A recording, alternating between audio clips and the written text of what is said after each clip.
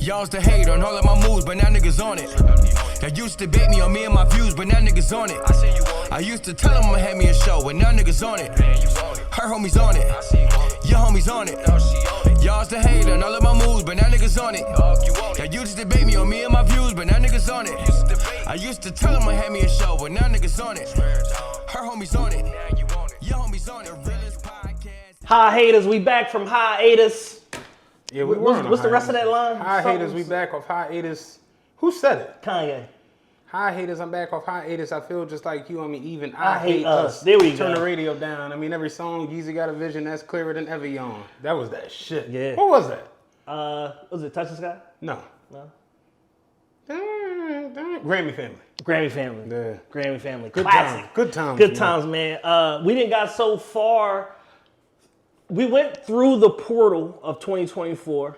Now we're on the other side. It's officially 2025. We went through so many portals. Kanye is normal again, and he's wearing shoes. Yeah. And his wife has clothes on. Yeah, and his wife is nice looking. Beautiful. They tried to make her seem like she was crazy. I will never forgive the internet for photoshopping her to look like Skeet Davis. Yeah. I will never forgive you niggas for that, because that's a gorgeous girl. The internet is a crazy place. Kanye got his Ozempic, you know what I'm saying? Lost that weight, looking slim, looking like young Kanye again. Yeah. Some of y'all are banging the Ozempic like raw. Like you gotta cut the Ozempic. Like Some water. Yeah, some ether or something. Like some of y'all banging the Ozempic. Some B12 baking soda. Dog. I've seen a couple people where like they was, and you know when you lose enough weight, and that was my biggest fear. Like I don't want to look sick. Yeah. You know, I want to look healthier. I want to be a little cleaner, but I don't want to be like. I've seen a couple people recently where it's like, yo, you look like a Rottweiler puppy. Like, you know, Rottweiler puppies' heads be this big. They, like, dog, like a mastiff. It's like, yeah, you hit the Ozempic joint way too hard. I was listening to Uncle Murder's wrap up for 2024. I got through all 17 minutes, at least to the first part. I don't know if it's multiple parts. Sometimes you do more than one. But he basically said, he's like, Ice Spice lost so much weight, Glorilla got more ass than her. Then I saw a picture of Glorilla yesterday. I said, damn, Uncle Murder wasn't lying. Ain't that nothing? Ice Spice is a cautionary tale. Because she's a beautiful girl. Wonderful girl. Yes. But she's from the Bronx, right? Yes. Gra. Yeah. When you eating chopped cheeses and... You know what I mean? Glorilla. Yeah, Glorilla's... I like Glorilla a lot. Like a lot. I would do vile things. Yeah, I like Glorilla. Glorilla. I just want to put that When you look at what's her name? Ice Spice? Ice Spice. You eating chopped cheese and chicken wings and fish hoagies and for breakfast. Yeah. So let me get a fruity pebble chopped cheese. She literally was at Kim Kardashian's Skims dinner. Like she fuck around and didn't have a vegetable for a good 6. I'm not trying to be funny. You know, motherfuckers in the hood that just never really had a pea. You know what I'm saying? Or a Brussels sprout or none of that shit. So it's like where she's at now, she's eating real meals. She fuck around and got a tray. So it's like you doing that and smoking that Ozempic is just, you know, you lose all of that really called that ghetto booty. Yeah. That goes. Yeah, I advise everybody, you know, if you fucking with the O, ease into it. You can't. With the O. Yeah, if you fucking with the O, you gotta ease into the O. You can't hit the O full steam and hit the gym full steam. You're gonna disappear. I would imagine like smoking crack back in the day. You couldn't just blast completely off. You can't smoke the whole day. Nah. You gotta try once at a party. You know what I'm saying? Pass out. Get a couple dance moves. Die. Like, you know what I'm saying? Like you can't just completely blast off. Yeah, you can't freebase all day. I didn't realize how easy that Ozempic shit was to get for people. Oh, yeah. Yeah, it's just like a round. Remember them free trials of Viagra that ripped through the community back in the early 2000s? Get a couple more of them trials, man. Trials on this bit. They got a folder with 5 pills in it. Like, damn, dog. Fucking 8 times a day. Like, oh, it worked. It worked. I remember I came in the shop, was like, yo, what the fuck is these? I they got the Viagra. Why is it a big ass 8x10 loose leaf piece of paper with 5 pills attached to the bottom? Get you a sheet. Get you a sheet before you leave, huh? They gonna come back and check to see if I gave them out. Get you a sheet, big Get you a sheet. They try to get out all my sheets. Yeah, dog. Big ass pamphlet. Like, that's real shit. And I just look at like the Ozempic. It's another one that's just like Ozempic. And the crazy part is Wegovy, Mounjaro. The Govy, whatever. They're diabetic medicine or something. Or yeah. it's like for if you got diabetes. Yeah, or some shit. it's for diabetes. Yeah. I couldn't get it for like 3 months. Yeah. Yeah, because what it is a lot of times with these medicines and stuff, and we kind of talked about this a few days ago as far as like the advertisement part and all of that shit. A lot of times the R&D that goes into these drugs are usually for something. Like, but then they find out like, oh damn, it was for that, but it actually worked for this shit way better. On Power, on Ghost, on season, not on Power, on Tommy show, Force. Have you watched that? Yeah. I love Force. The chick found the drug that they were making it for like something, but it was like it was so close to cocaine, and it's just like, how the fuck is a weight loss drug that close? But that's real shit. Like we doing some whole other shit, and then realize like, oh man, if you just don't put no paprika in there, boom, boom, boom. That shit crazy. But we are here today to wrap up the Lord's year of 2024. Man, it was a crazy one. It was it started real quick. I gotta say this before we get to this, John, because you really think about it with the weight loss shit. So you know what everybody's New Year resolution. Well, not everybody's, but the biggest one. Go to the gym. Go to the gym, get fit, get healthy, eat better. That's pretty much money. Summer bodies are made in the winter. People have given up on saving money in America. That's not even on the list anymore. If I save $20, get a little Fetty phone, see if that take off. So I go to the gym. I'm not gonna say what gym I go to because I don't want this brother to get into no trouble. But I go to a specific gymnasium, and you know how I'm a people watcher. That's something I always have been good at just throughout life. I watch and I just notice what people be doing, where they coming, where they going, all this different shit. It's a guy in the gym, and he's one of those, those handsome gym niggas. Yeah. They're not to be trusted. They're predators. They're sexual predators. That's a perfect word. Them handsome gym niggas where it's like they wear the little shorts with the tights under the little shorts that stop mid calf, 5 inches, the little tiny shorts, and they got all these gang tattoos. Like how you MOB Pyro Crips? Like you got every Rolling 20s, Hell's Angels. They got mad tattoos. Just every. Is that Guardian Angel? Guardian Angel. Shit got so crazy. NYC Guardian Angel said we back 2025. We patrolling the subway. But I noticed that every time I see him in the gym, he's speaking with a lady in the gym. Every time. And the ladies that he's always talking to in the gym are heavier. Yeah. You know what I'm saying? And I'm like, something's up. I know what you're doing, big dog. Something's up, right? You're trying to get it on the ground level. Something's up. But I'm just like, I don't know what. But I'm going to figure it out. Because my knee is sore. I ain't even working how hard. I'm going to figure this shit out. The other day, I end up in the sauna. He comes in the sauna. Yeah. So he sees me. He's like, what's going on with you, big dog? I was like, ain't nothing. How you feeling? He's like, oh, man, you know how I do. You know what I'm saying? Just getting it how I live. And I'm like, I be seeing you out there getting it. You know what I'm saying? So when I said it, he kind of like smirked and chuckled and shit. And he was like, man, I can't help it. They be on me, big dog. You know what I'm saying? I was like, yeah, I feel you. You know what I'm saying? And he was like, yo, it's crazy because, like, you know what the play is. And I'm like, I should just... You should disengage. I should just, you know what I'm saying? My internal timer just went off. I'm going to go ahead and head out.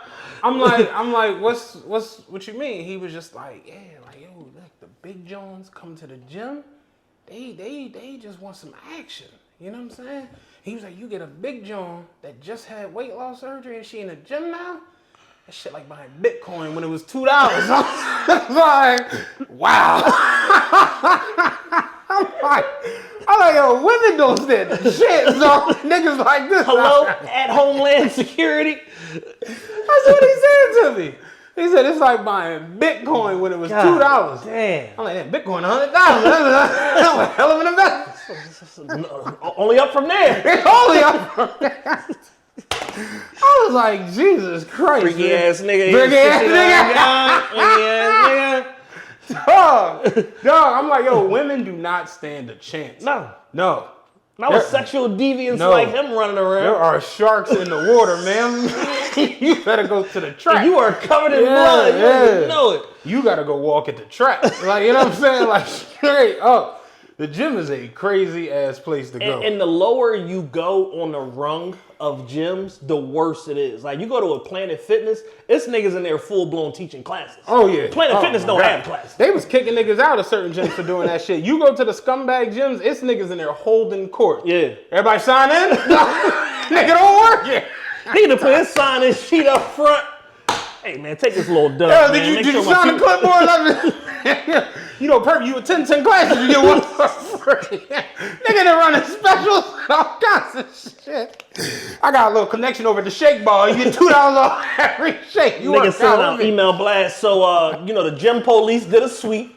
You know, we was at the LA Fitness. We was at SCI LA Fitness on City Ave. I seen him carrying a nigga out the gym. We know. I seen him taking that nigga out the gym.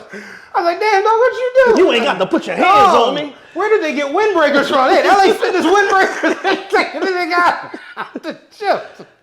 Nigga was in there straight running courses. Like, you only had 3 sign-ups on our program this month. You're not even a member. Oh, nigga, they're cutting. No, but I'm a guest. I got 8 people. Yeah. They all members. I'm they guests. Dog, I seen it. The gym is a crazy place. But yeah, especially this time of the year. I went in yesterday. You couldn't get on a machine. Yeah, you couldn't get on. So about March 1st is cooked. Yo, no bullshit. The sauna had it was 16 niggas in the sauna. I never seen no shit. Niggas was sitting on the floor, Indian style. Yeah, the steam can't even get. I'm like, ain't even no steam. It's just warm in this joint. It's just warm niggas in this joint. They said that on average, most people break their New Year's resolution by like January 13th or 14th. Literally, they said it don't last 2 weeks. Yeah. It's because the reality is this, and I'm not here to sound like no fucking glorify nothing. I'm just telling you the reality. You have to like overcommit in the beginning. Yeah, for sure. That's how I did. It has to become your life. C.T. Fletcher has a famous video on YouTube where he was like, if you want something, you can get it, but you have to become obsessed. The average American, especially now with all this shit we dealing with and all that transmissions falling, ain't nobody overly committed to nothing. Nah. Motherfuckers ain't overly committed to going to work. I might fuck with it. Might fuck with it. You niggas, you going in tonight? Bruh. We on the schedule. Real quick. I thought we was going in tonight. A work story. I can't say who told me because it's still an active situation, but a work story. Woman applies for a job in a hospital network or whatever like that. Interviewed for some stuff, didn't get a job. Another department had an opening. They refer her over. Oh, this person, supervisor, need a person, whatever, refer her over. In the midst of her, in her first 30 days, you only work like 22 days out of the first 30 or whatever like that. Their probationary period is 90 days. She had 3 or 4 call outs during her first 30 days or whatever like Sounds that. all right. Gets to the 31st day, puts in a claim for short-term disability because the hospital group changed their bylaws like 3 months prior. This woman had completely researched it, whatever. She gets 4 months of short-term disability at 100% pay rate. Genius. After working 14 days, she gets 4 months of 100% salary, and they can't fire her because it's retaliatory, and it would end up being like a HIPAA claim or some shit like that would expose them to all of this liability. So she just got to sit on the books for all of them fucking days. You'd be surprised how many jobs people have come across in their lives where they were fired, let go, all these different things, and they could have sued and gotten something. Yeah. Seriously. I didn't realize it was as rampant as it is. Yeah. But I'm learning it and I'm understanding it. It's just like, Charleston White said, I done sued every job I didn't work for. My man had a gig. He said he literally was, they were working out in the rain. He told him, like, yo, we not supposed to be out in the rain. They was just, like, trying to push it, like, oh, it's no big deal. And he was like, yo, it's puddles out here. You can't even see where you stepping. Yeah. And he's like, oh, man, just be careful. He said, man, I got off that phone and laid down in that puddle. Get my good. Hit that nigga with a be careful. The nigga said, I laid down in the puddle and said, I'm going to just wait for somebody to come get me. Nigga sued and got fucking 6 figures off of that shit. Yeah. Crazy as hell, dog. These jobs push people so hard to the point where it's like, yo, you're mandates or whatever end goals that you're trying to reach, you're breaking so many workplace laws and creating so many OSHA violations and shit like that. Like, yo, you pushing is gonna get this whole shit shut down. Yeah. This is dumb. Yeah. We're just in a weird space when it comes to Yeah. But y'all know why we're here. We're here to wrap up the Lord's Year 2024. It started on a crazy note with Cat Williams on Apparently Club he's Shay going Shay. back up there. I think that's a I don't know if nigger that's net real, rumor. but I don't see- think yeah, that's real. I saw Please, that. Lord, no. Like, please, I can't take 6 more months of the Cat Williams fans that crawl out of the sewer. And I can't do it. Like, I can't do it. Man. I agree. The lack of honest discourse that went on around that interview, I can't do it. Yeah. I can't do it. Yeah. I refuse. No, thank you. 2024 was a strange year. It was odd. It was odd. It was cool. It was good. It was bad. It was terrible. It was just, yeah. Like, that's whatever you on, that's where, that's where we at. I mean, I've seen probably, people were taking little polls and stuff on Twitter X this week or whatever, talking about, the year was terrible, the year was great, whatever.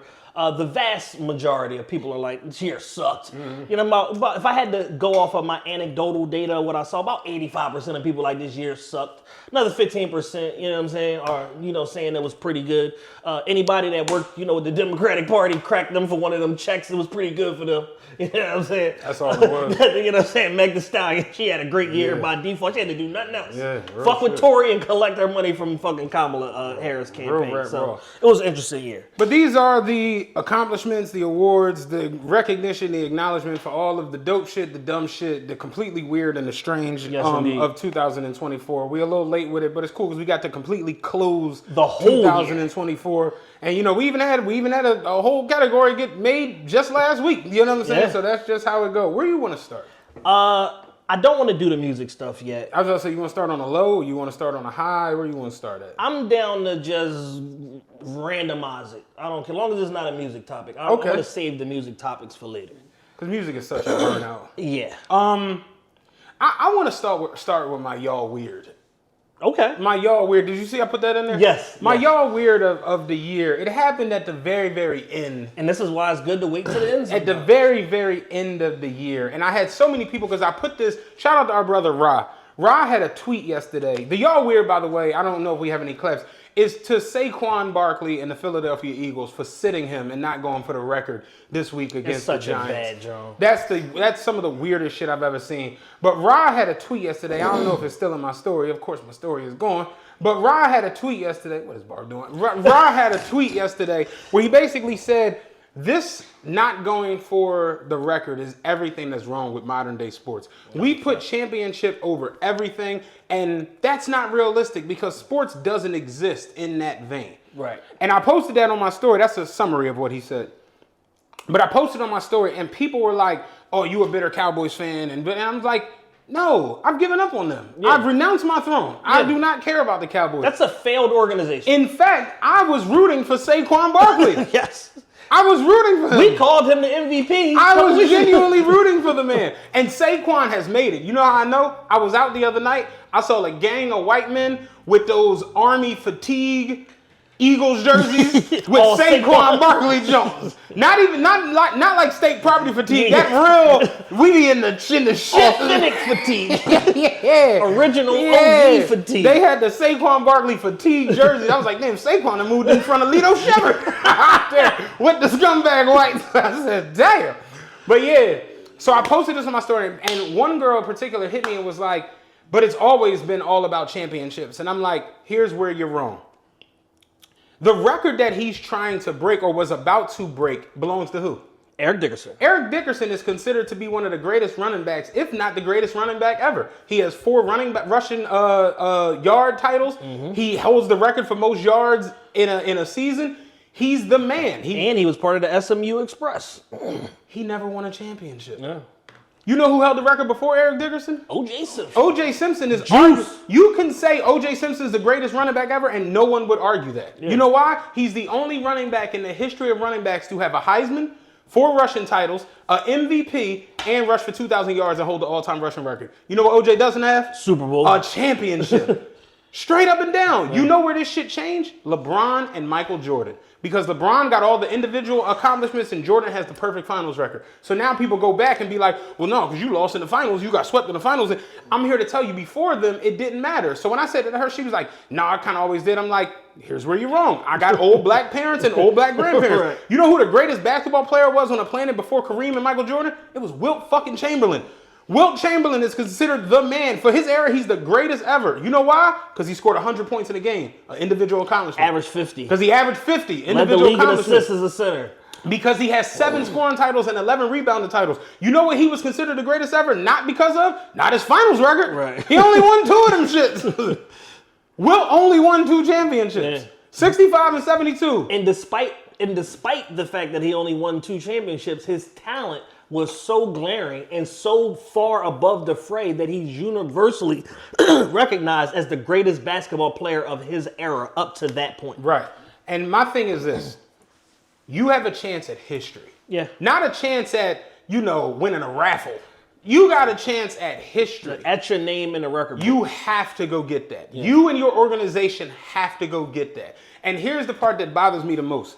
The talk around it this week was, oh, well, you don't want to get injured. You won't get injured last game. You won't get injured. And it's just like, that's not football. That's not smash mouth football. You remember Ed O'Neill when he said to Rick Moranis on Little Giants, you kick it to us, he said, this is how it's going to go. Right. You kick it to us, we ram it down your throat. Or we kick it to you, we take it from you, and then we ram it down your throat. Yeah. That's football. Yeah. Why is the only option injury and your life is over? Because how about you go break the record, then go win the Super Bowl? Why is that not an option? Right. And I told Jules, I'm like, you know what burns me out the most is they get on LeBron's case because LeBron doesn't have what? The killer instinct. Yeah. That's the thing with LeBron. He don't got the killer instinct. And I'm He's like, passed too many times I'm like, when he should have took the shot. none of y'all have it. Because the killer instinct would say, you're playing the Giants, who basically tried to devalue you and throw you under the bus.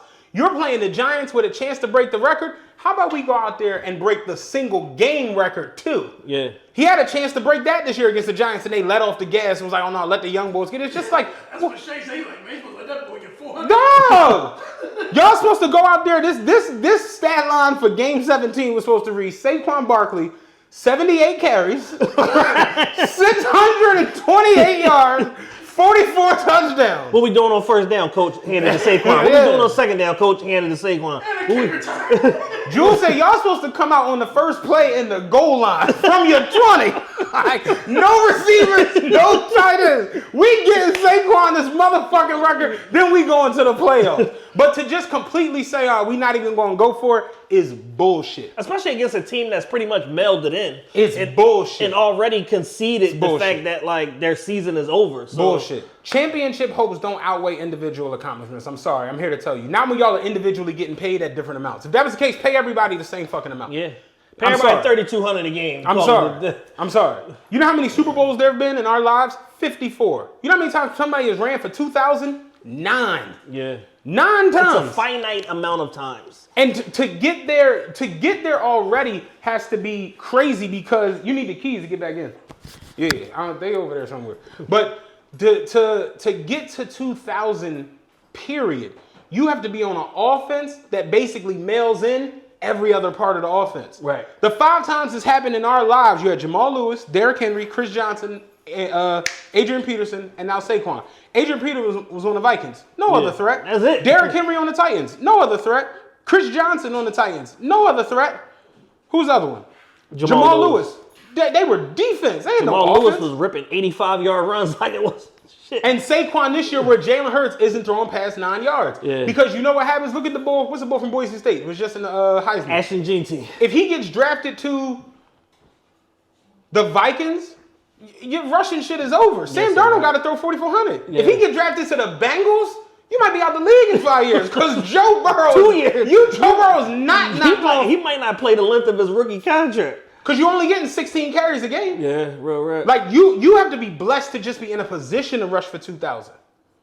So to get there and have it, and you're 100 yards away against your former team, and mail it in is crazy. you have to go get that. Yeah, I agree. I could not. I hate everything about I this. hate it. I hate everything about it. I hate everything about it. It just shows a lack of competitive fervor. And at the end of the day, y'all are still playing for playoff seeding. Like the seeds aren't decided. Well, they got the second seed. They said they got that's the second locked in. seed. Yeah, they got the second seed locked in. But my thing is, what do you think is more realistic? Saquon rushing for 100 or y'all winning the Super Bowl? Oh, the 100. Hammered 100. I told you, the reality is, y'all probably not winning the Super Bowl. Probably. I wouldn't bet on it. There are a lot of things in your way that have to go right. Yeah. And Saquon or someone getting injured, because my thing is, what happens if you get injured in the first game of the playoffs? Yeah, you get injured in the wild card, and then you still don't go to the fucking Super Bowl. And now you don't got the record, and you don't got a Super Bowl. And I said, this is fucked up because now y'all have to win the Super Bowl. It has to justify passing up on history. Yeah. You have to win the Super Bowl. There's a Super Bowl winner every year. There's not always a 2,000-yard rush. It's happened 9 times in life. Yeah. And 4 of them was on cocaine. Just straight up Heavy cocaine. coke. There was a murderer in there. Like, straight up. One of them was selling chickens. You got to be a crazy individual to rush for 2,000, dog. Yeah. Straight up. Take a lot. Take a lot out of you. Adrian Peterson, the year he rushed for 2,097. He fell 9 yards short of breaking the record. You know, the record was 21:05, 2,097. Adrian Peterson, on the last play of that game, broke away. He got tackled at the 10-yard line. If he scores that touchdown, he gets 10 yards, he breaks the record. Yeah. But I'm telling Jules, I'm like, the point is, he had the ball in his hand on the last play of the... I'm trying to get 2106 Yeah. hating ass niggas over here Like, tackling niggas? Hey, out here tackling niggas. Dog, he was pumping on that last play and got tackled on the 10-yard line. I remember watching it like, damn, if he scores a touchdown, he gets it. Fell 9 yards short. 8 yards short. He finished with 20.97, the record was 21:05. Right. So, yeah, he needed 9 yards. Yeah. You have to go get that. We got to do better. We can't complain about people's lack of competitive fervor and stuff like that, and then situations arise where you have a chance to break history and you just mail it to fucking. Nah, I ain't fucking with that. Yeah. History? Y'all fucking with that? Forever? And seeing Saquon talk about it, you could tell he's hurt like a motherfucker because think about it, he's been through so much when it comes with the Giants. Injuries, them not prioritizing the offensive line, fucking paying Daniel Jones when you clearly the best player on both sides of the goddamn ball, franchising him 2 years in a row, telling him, oh, go out in the market and see what's there and then come back to us. It's like, how much disrespect can one fucking guy get who literally carried a fucking franchise? Even when y'all in y'all terrible years, he's the one bright spot on the fucking football field. Y'all supposed to go get that record for, if nothing else, for just the fact that Saquon's name going to be up there pretty much for the rest of this generation of football. Yes. Because if Derrick Henry don't do it in the next 2, no one's touching it. No. Because the game has just evolved. Saquon, Derrick Henry, and then a combination of Jahmyr Gibbs and David Montgomery have reprioritized the running back in the football, you know what I'm saying, in the football, And and they have to do it in an era where you got Joe Burrow throwing 4,500, Lamar throwing 4,400, Josh Allen throwing 4,700. What's the boy name from the Chargers? He's at 4,100. Yeah, Herbert, Justin Herbert. Everybody's it's a pass-happy league because we're starting at the 35, and you can't hit a quarterback now. So I got time to launch it. Right. It's like, dog, Again, you have to be in the right situation to even get the carries. You have to be in the right O-line. Yeah. It's so much goes into that for you to get a 2,000-yard season. You do not spit on that and just say, oh, I ain't fucking with the record. And then the fact that they had to go to fucking Brazil and play and all this other shit and all of that, like, that players of past eras didn't even have to deal with. You niggas got home and away games. I'm talking to Jules today. Jules, like, I mean, hear me out. I think Nick Sirianni could be faking everybody out. And then Sunday, boom, they just all take the field. I'm like, well, Nick Sirianni isn't fucking Tony Schiavone. This isn't no NWO shit Who's the secret third man? Like, no, nigga. Like, if they say the shit on ESPN, nigga, he out. They ain't trying to pull a fast one on it. No. You don't need to get over on the Giants. They're ass either way. Caught you with your pants down. Like, no. So I was just very, very upset at that. And that's definitely my yard. For all the weird shit that went on this year, passing up on a piece of NFL history. This record that is standing right now has stood since, 84, 83? Yeah. And before that, it stood for 10 years. Mm-hmm. So you just don't knock that. When you've had people like Larry Johnson and what's the one that was tearing it up? God damn it, I can't think of his name. What team? From the Broncos, back when they was winning the championships and shit.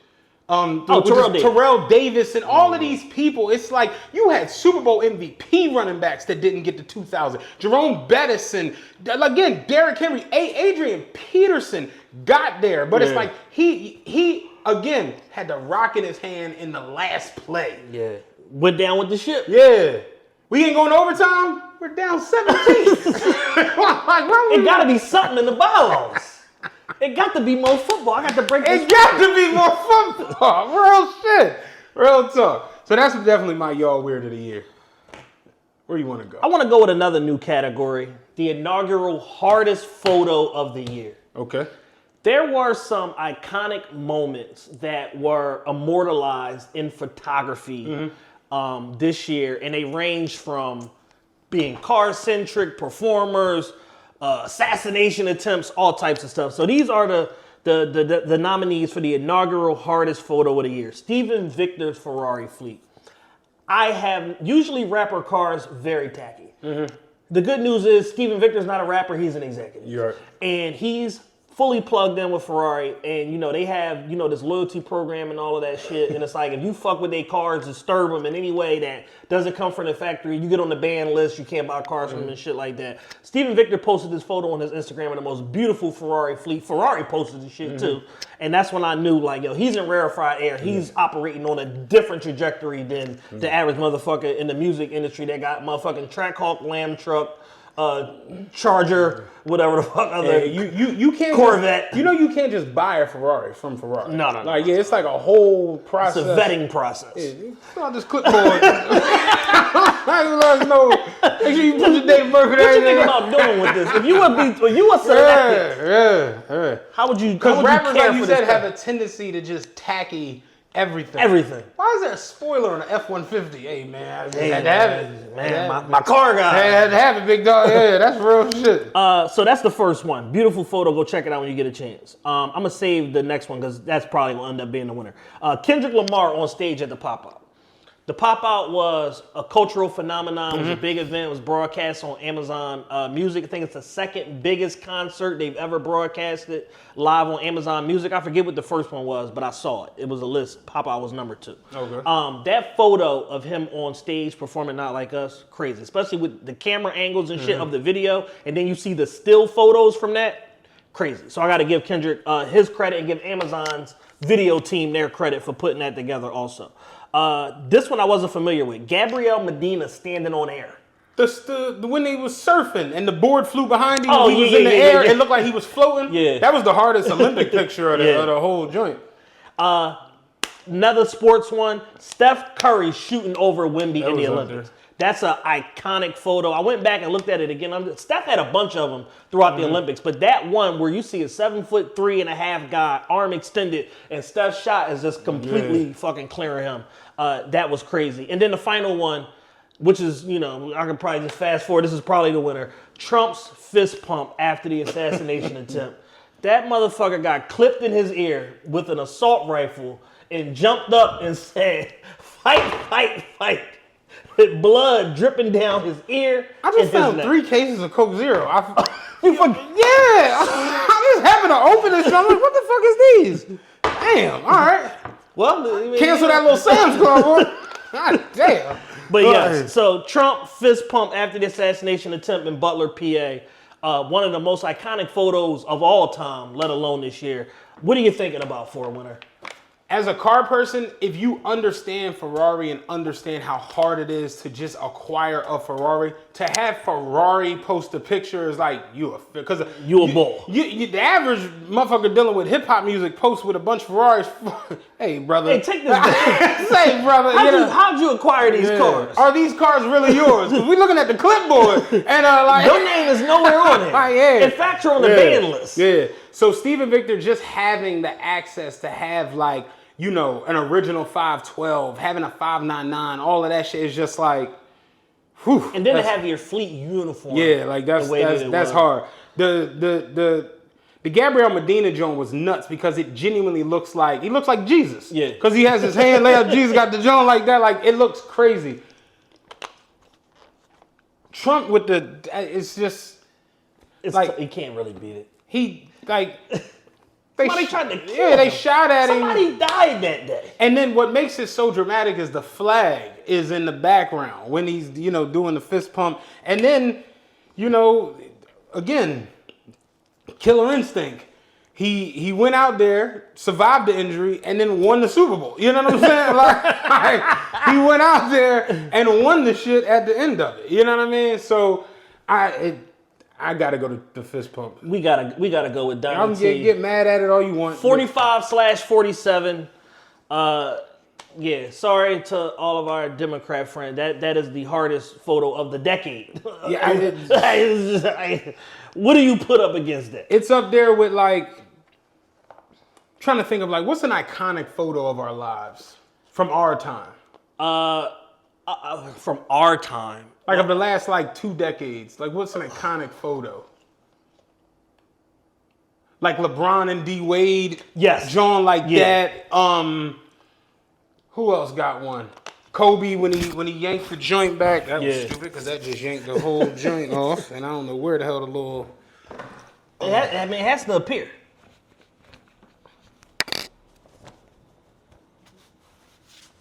Is it stuck to me? Oh, well, Well, you just had to clip it. Yeah, we'll clip it. We'll figure that out later. But yeah, you know, at the end of the day, there are a lot of iconic photos, but I'm not sure of one as hard as that, especially on some like presidential. Yeah. You know what I'm saying? Because I was gonna go back to like there's MLK photos. That's what I was thinking, like MLK photos. on the address of Washington, stuff like that. But you know, I can't think of one that's even remotely close to that. Yeah, no. So 45/47. Fist pump after the assassination attempt. Fight in Butler, PA. Trump, you are the winner of the inaugural hardest photo of the year award. The annual Buck Nasty Hater of the Year award. Hating is a hard job, but somebody got to do it. I think we missed somebody too. On this? Yeah. Who? Elliott Wilson. Elliott Wilson. He's a perennial. He's a perennial. Yeah. Did you see what he just said about Cam? I started listening to Shout Out Brilliant Idiots. I started listening, not Brilliant, Rory and Maul. I started listening to it and they were mentioning it. What happened? So basically he went on Rory and Maul or whatever and was basically saying like, you know. Because Rory was basically like, I didn't know he was going to come up here wilding like that. Yeah. So I didn't know what exactly happened. Elliott Wilson is a bitter ass bitch. And, you know, there never was a cool factor to him. But he was in a position of power when print media was the dominant force of hip-hop. Mm-hmm. And motherfuckers needed to, you know, get in the magazines, try to finesse for covers and, you know, big articles and stuff like that, whatever. Elliott Wilson was a big dog. He was at The Source once upon a time. Later on, he was editor-in-chief at, you know, Double XL and all of that. But in reality, the game has, you know, essentially passed him by. And he initially did a good job of transitioning from analog to digital. But in the last few years, it's just been pretty embarrassing because Rap Radar Podcast is no more.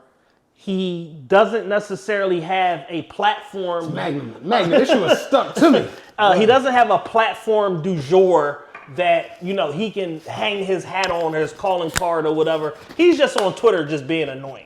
And then also being on other people's podcasts and shit, just being annoying and saying some of the most egregious shit you've ever heard in your life. And then also being confused as to why people are reading it like, yo, this nigga's a filthy fucking hater. So on Rory and Maul's show, he basically was like, yo, celebrities, and rappers in particular, becoming podcasters and doing content, like, it's fucking the game up because it's like, that might be something that, they might be pulling something that I normally would get. So I got a problem with it. And Rory and Maul are like, well, what are you saying here? And he's like, no, I'm just saying, like, if this rapper and that rapper, he's like, take Cam for instance, like Cam is running around here like he's Stephen A. Smith, and Rory and Maul are like, whoa, like what, like Cam is doing sports media. That doesn't even cross even into what you're doing. Like, you're hip hop media. He's doing sports media. Intentionally stay out of your lane, and you still like got a problem with it. And he's just like, but I'm just saying, like, I just hate all of it. Like, it's terrible. I watch them shows. It's ass. Like, it's terrible. Like, it's nothing to be gleaned from this. Like, I don't even understand like why he's doing it. And I'm just like, he's like, it's just a bag. So then it comes out. It's like, oh, it's just a money grab. And I'm just like, oh. You're jealous because these rappers are building these platforms and cracking these 7 and 8 figure checks.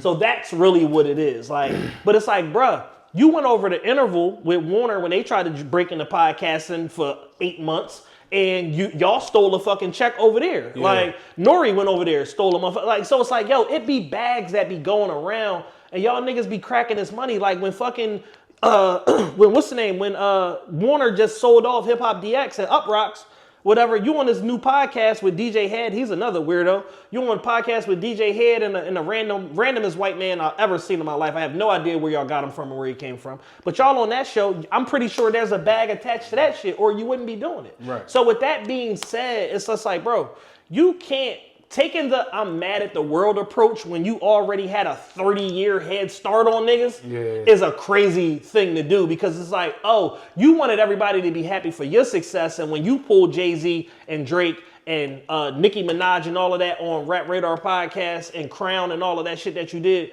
but now when niggas is making their platforms and having their moments, you upset. Yeah, the media, especially urban media, it's a filthy, disgusting game, and it gets worse every day, it seems like. Nobody's happy for nobody. Nobody wants anybody to be successful outside of what the fuck they got going on. And, for the most part, people like Elliot Wilson, they're all like that. Like, he's not alone. He kind of represents, like... He's become the logo for hating-ass old niggas in rap.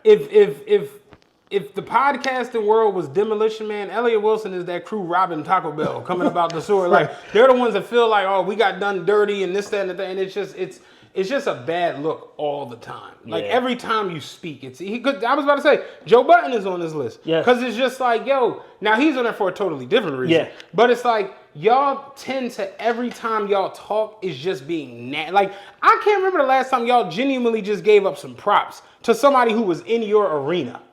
No. The shit is crazy. No, everybody's assimilated to this way of operation where it's like, even if I feel positive about something, I'm gonna lead with the negativity first to draw the audience, and then I'll hit them with the positivity later. And it's like, well, do you actually feel that way, or are you just doing that shit to be sensational in order to try to rile people up? And it's rage bait, essentially what it is. And it's just like, yo, y'all niggas gotta find something better to do, because at some point somebody's gonna punch you in your shit. Yeah. Like, somebody's gonna kick you down a fucking flight of steps, and then you're gonna be confused like, oh, niggas attacking niggas because of da-da-da. Like, yeah, like, stop having so much to say all the time. That's just, to me, that's just anti-man in general, where it's like, yo, you got something to say about everything. Like, there's plenty of situations that come across my desk, shit, people tell me stuff like that I would never discuss on this fucking show, just because I respect my connections, I respect my relationships with people, and I respect people's privacy. Right. Like, y'all come to these motherfucking platforms and y'all just throw it all, y'all go balls to the wall, throw it all on the fucking table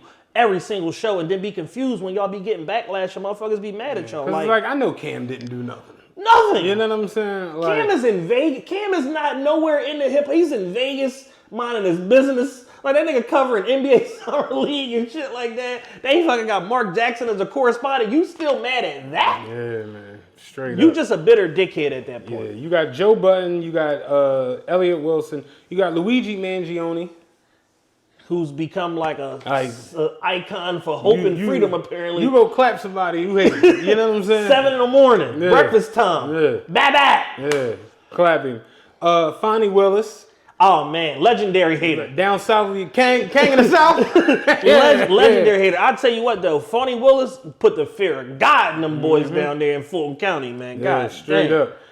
Cat Williams had to get an honorable nod this year. Cat, you're not winning, but he started off the year hating. Started off the year wild. Yeah, started off the year hating. Metro Boomin. Oh yeah, you on the list, Leland. Leland Wayne. You on the list. Metro got 3 albums of hate. hate. Rick Ross, William Roberts, who I don't know. I don't know what to make of Rick Ross. Rick Ross is strange because Rick Ross, in this situation that he just went through with Drake, and this is not me speaking as a Drake fan. This is just me chronicling history. Rick Ross, with this situation with Drake, substantiates that like you are perpetually minding niggas' business. Yeah. And every time you end up with egg on your face, and this time you got punched in your face. Stop minding niggas' business all the time. Once upon a time, you put your fucking fat nose in Khaled and 50 Cent situation. Oh, he gave me a look, and then that whole shit started. You ended up getting both of your baby moms exposed, fucked, took the kids, went to Floyd house, swam in the motherfucking pool, went down the slide, all kind of shit. You ended up being a laughing stock of hip hop because of that shit. Then you fast forward a few years later, you put your fat nose in fucking Wayne and Birdman business. Now they back doing business together, on tour together, all of that shit. And then now this situation where you put your fat nose in the fucking Drake situation, which had nothing to do with you, and your reasoning was, oh yeah, no, I ain't like how he did little homie French Montana. First and foremost, French Montana's rich as a motherfucker. He's not your little homie. But aside from that, Drake and French Montana are friends and are literally doing business together. French Montana put a documentary out about his life on Paramount Plus, and Drake is in it, and he's the executive producer. Yeah. You know who ain't in it?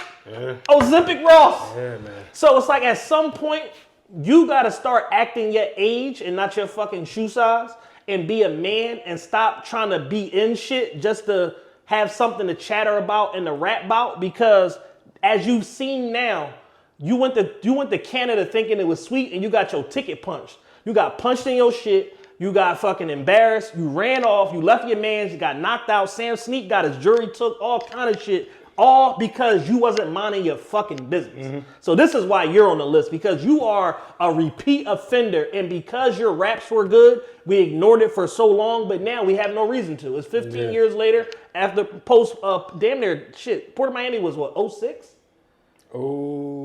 06. 06. Yeah. So we 19 years post Port of Miami. We don't have to pretend that you're not a nut ass nigga no more. Yeah. You are a nut ass nigga. So that's why you're on the list. Who you got in this? I know who I got, but I don't know. It's hard to. It's like 3 people that are sticking out just for their actions this year. And I'm gonna say this: every hater on this list, it makes sense. They all deserve an award. It makes sense why they were hating what they were hating. To me, Rick Ross is the only one where it's like your hatred it was just unwarranted. Completely left. It's like we just didn't need it. Drake and Kendrick did not Kendrick don't even know you.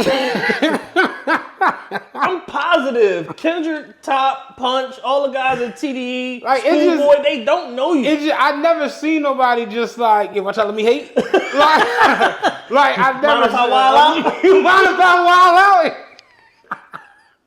Right. So for me, I would take Rick Ross on this list, even though there are haters who took hating to a higher level. Yeah, Phony Willis tried to throw Thug under the jet. Look, Phony Willis tried to wreck the whole Atlanta. Luigi Maniotti killed the man. But, before he ate his breakfast. Right. I think that, but when you look at what was happening with United Healthcare, it's like, hey, did you see Chris Rock monologue? Yeah. Chris Rock said, hey, man, listen, drug dealers be getting shot. You know what I'm saying?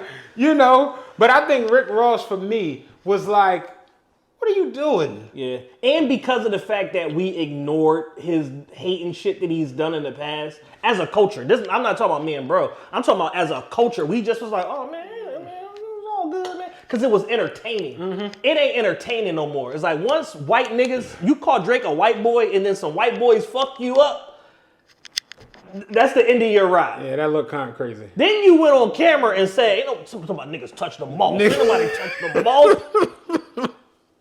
Like, we saw it in 1080p. Like, nigga punched the dog Hey, yo, shit my out of you. TV big as shit, bro. I got a 75-inch TV, Rick Ross. I don't know if you know. I remember the little magnifying like, you what? like, no, nigga, this TV big as You shit. can't get that one off, Yeah, man. Nigga man. punched the dog shit out you. Yeah, if I had to pick, I would pick Rick Ross. I know where you're at. You're with Metro, ain't you? I kind of knew for sure you were going with Metro. I had a final four. Okay. Which was Ross, Metro, Fonnie Willis, and Joe Budden. Okay.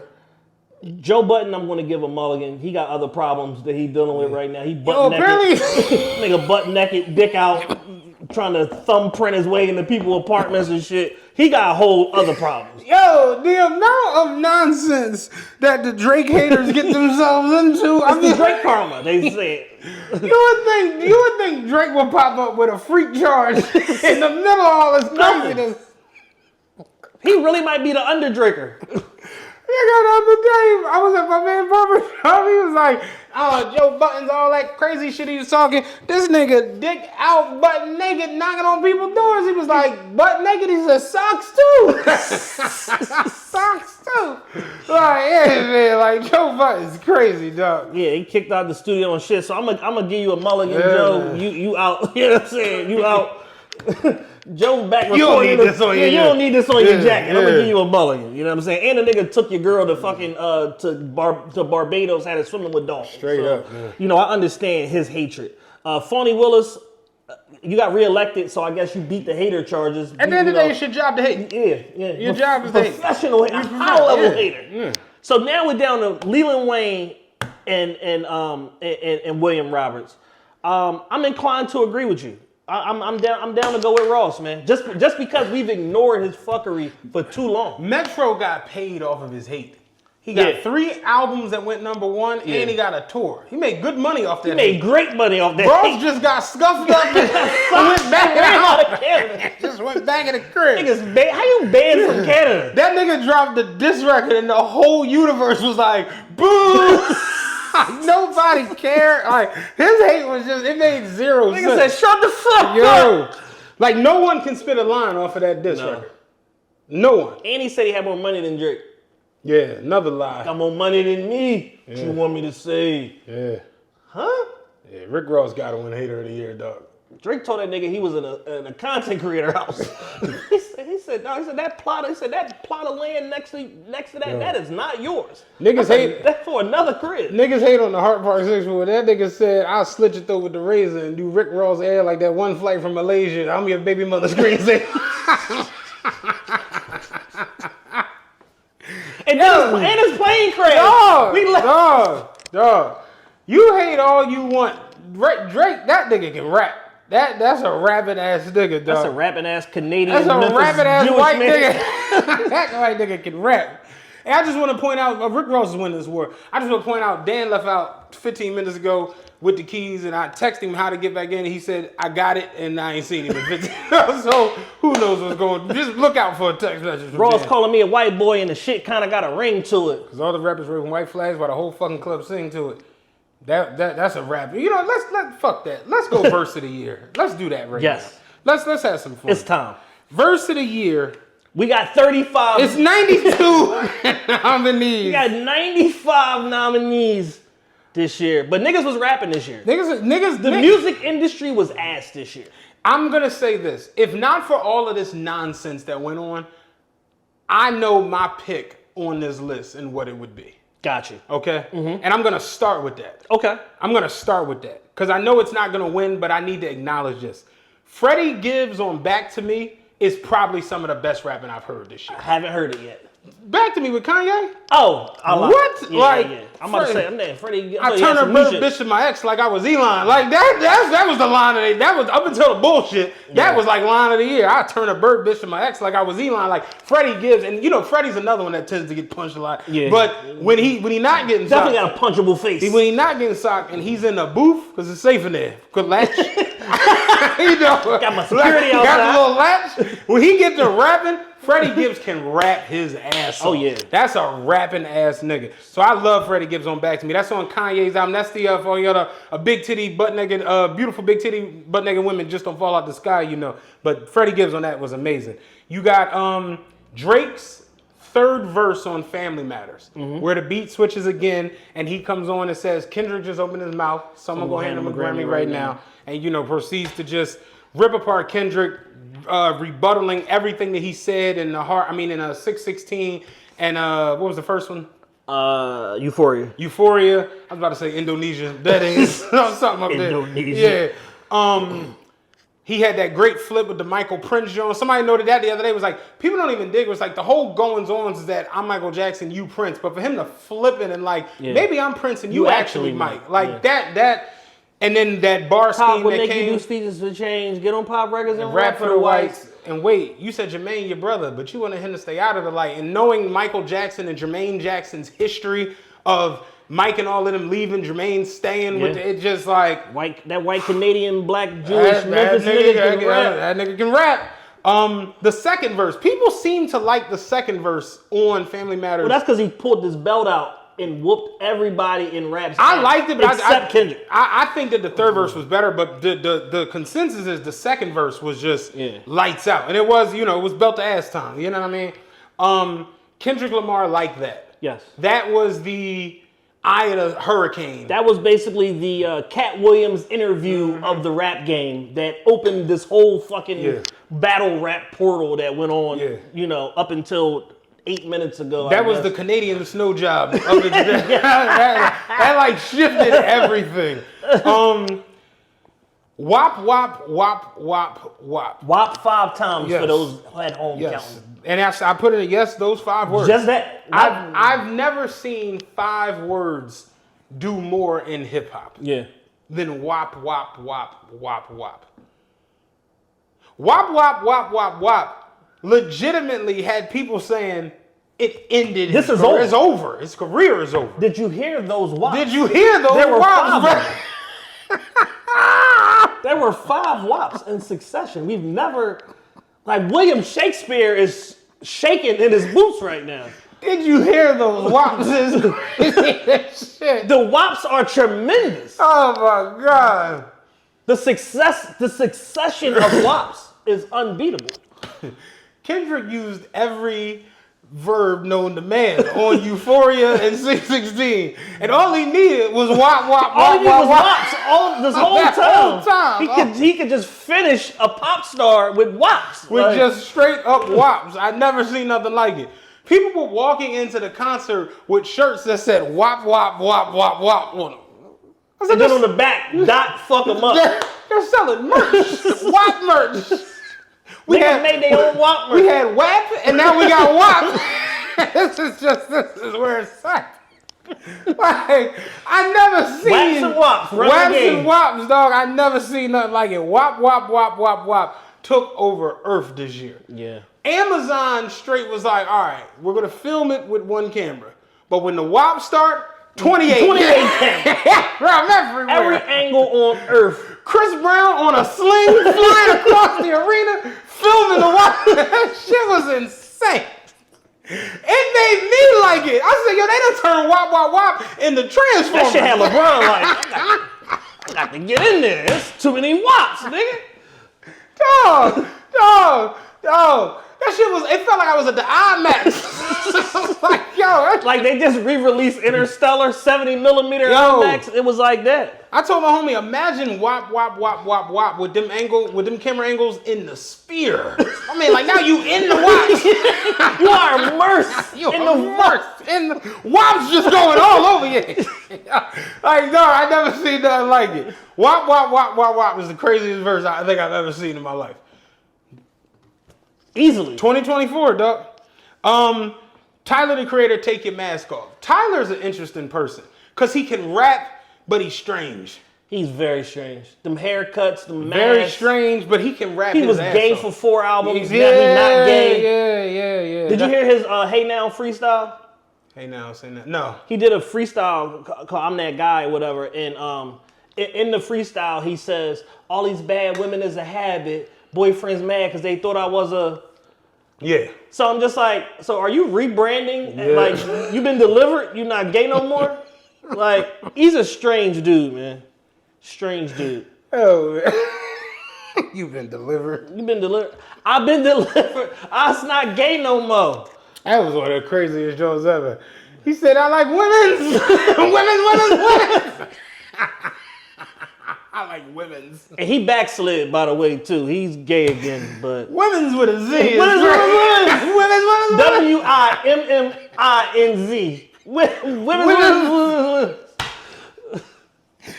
Oh, the crazy part of it was he said, women's. That nigga like shiver. That gay beast came out of him. Oh, shit. The ghost of buttholes passed. Yo, man. Shot through that nigga body. You got Jid on Fuel with Eminem. I thought that was a good Jid one. is a rapping ass nigga. He's another rapping ass He's a motherfucker. phenomenal, he's a rapping ass nigga. Super duper rappy. J. Cole on Grippy. I wasn't a big fan of it, but people seem to really like it. Yeah, I didn't give a fuck about it. I didn't either, but people really was just like, yeah, nah, man, when I was walking to work and I got my Heelys on. And I cut that Grippy on, that shit was all that. Boss Man D-Lo, Get In With Me. Yes. I think this verse, it did more for a career that's beginning. Bruh. We haven't, when's the last time we saw that? Hot nigga. That's exactly what I compare it to, hot nigga. Man. Where it's just like, this doesn't make sense. It's only 1 minute and 30 seconds long. It does. It's really nothing. But for some reason, you just like the shit he's saying. He on put there. Hibachi back on their feet. Hibachi back in the Hibachi is back in the He was 5-star only. Boss Man D-Lo, it's merch. You put Hibachi back on their feet, dog. He put Hibachi back on. That's One verse. verse, 190-second verse. Put Hibachi back on their feet. When I knew it was real, when what's his name from the Phillies with the long ass hair. Oh, I can't think his fucking name. I know But when they was doing the questions, the boy was like, yo, do you got on your cleats or your Hirachis? He's like, what? These is off-white. These ain't no Hirachis. And Boss Man D-Lo was in the dugout. I was like, what the fuck? Yeah, it became a cultural renaissance. Like, Straight up. And he's from a small little tiny town in Western Florida, Port Salerno, Florida. Like, he literally came out of nowhere and just blew the fuck up because of that one verse. Leaving the Lime Vine store, 1250, like everything in that verse just became like phenomenon status, just like Hot Nigga, just like Ooh, just like what was the Pop Smoke Joan? Fuck.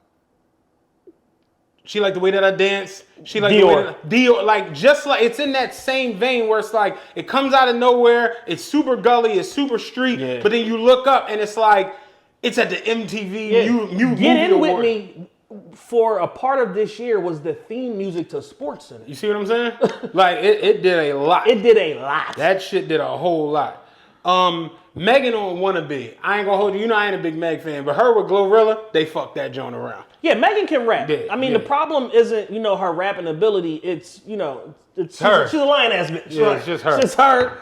It's something in that brain of hers that just is misfiring or whatever the case may be. Yeah. And, she's been through a lot of trauma or whatever, mom passed, stuff like that. So it's like, I get it, but it's like, it manifests itself in the wrong ways at times, but she can super duper rap. Megan's extremely talented. Lil Wayne, Wazam Baby. With Rob 49. Wayne, listen. Smoked it. Vintage Wayne. And that was at the top of the year. At this point, Wayne is just, anybody who doesn't have Lil Wayne on their GOAT list, you're a lying ass, stinky ass bitch. Yeah. All right. And I'll rumble you. And the Rumbles is out. Child, man, I don't get, people like, oh man, he only 12. I don't give you like learn. How the fuck you know about Abraham Lincoln and you don't know about Lil Wayne? You know about Dwayne Carter. Fuck you learning at that school out.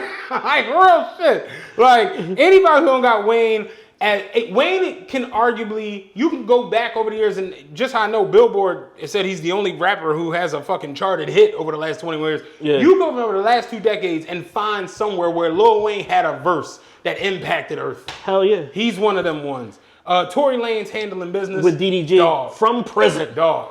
Listen. From prison. Somebody the other day played the Joan when Tory was dissing Cassidy, and I'm like, yo, Tory Lanez been nuts. Tory fucked Cassidy up. Dog. Tory fucked Joyner Lucas up.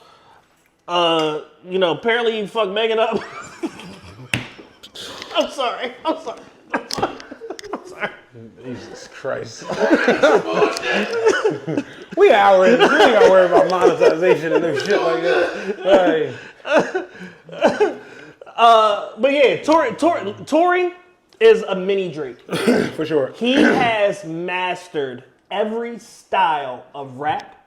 He has mastered every style of music. R&B, pop, soca, Spanish. Like, there's nothing Tory Lanez can't do, but when my favorite Tory Lanez is when he and his rap are bad. Oh, yeah. Because that nigga can rap. Like, rap, what was rap. the joint he did with Wayne and Jack Harlow and the Baby? What's poppin'? What's poppin'? Tory got on that shit and went absolutely crazy. Remember Liddy with Meek? Like, Tory is insane. Like, Tory is a A-level He's a rapper. Remember when everybody thought Joyner Lucas was like the scariest? I was telling, on the planet? I said, y'all must ain't see the Tory Five Fingers of Death freestyle. Tory got him the fuck out. Joyner Lucas, they see this one. I'm staying on this side of 7 Mile, and I ain't got to worry about all that bullshit out there. Like, Jordan Lucas started hanging with Eminem for 3 weeks and thought he could hang with Tory. Got his ass dumbass smoke. Because your power's going to transfer to me because, we did 14 songs together. That's an album. That's so, real like, shit. so now I'm like the black Eminem. No, real. you are not. And the last nomination is Central C, One by One. My favorite song of the year, bar none. I played the song probably 800 fucking times. Central C is an interesting person because he's like a Muslim London-y person. Yeah. Well, London is like all right, Muslim. but he's like a gangster hip hop. It's just a lot going on with all the Central Muslims C. in London are gangsters. They kidnap people and shit like that. But yeah, Central C, somebody I'm excited for. I think his album is coming out in a few weeks, his debut album or whatever. He got like some stupid fucking deal from Columbia where he got to keep his international rights or with a different label, and they only distribute him in the U.S. Okay. And he got like $30 million or some crazy shit like that. But Central C, One by One, produced by Cash Cobain, flamed it. He went crazy. Let's get this award away. Like that. It's Kendrick Lamar. It's like we did all of that. Kendrick's gonna be here, so we just accept the award. Kendrick Lamar like that. Kendrick Lamar like that is the best and most impactful rap of the year. It might be the most impactful verse.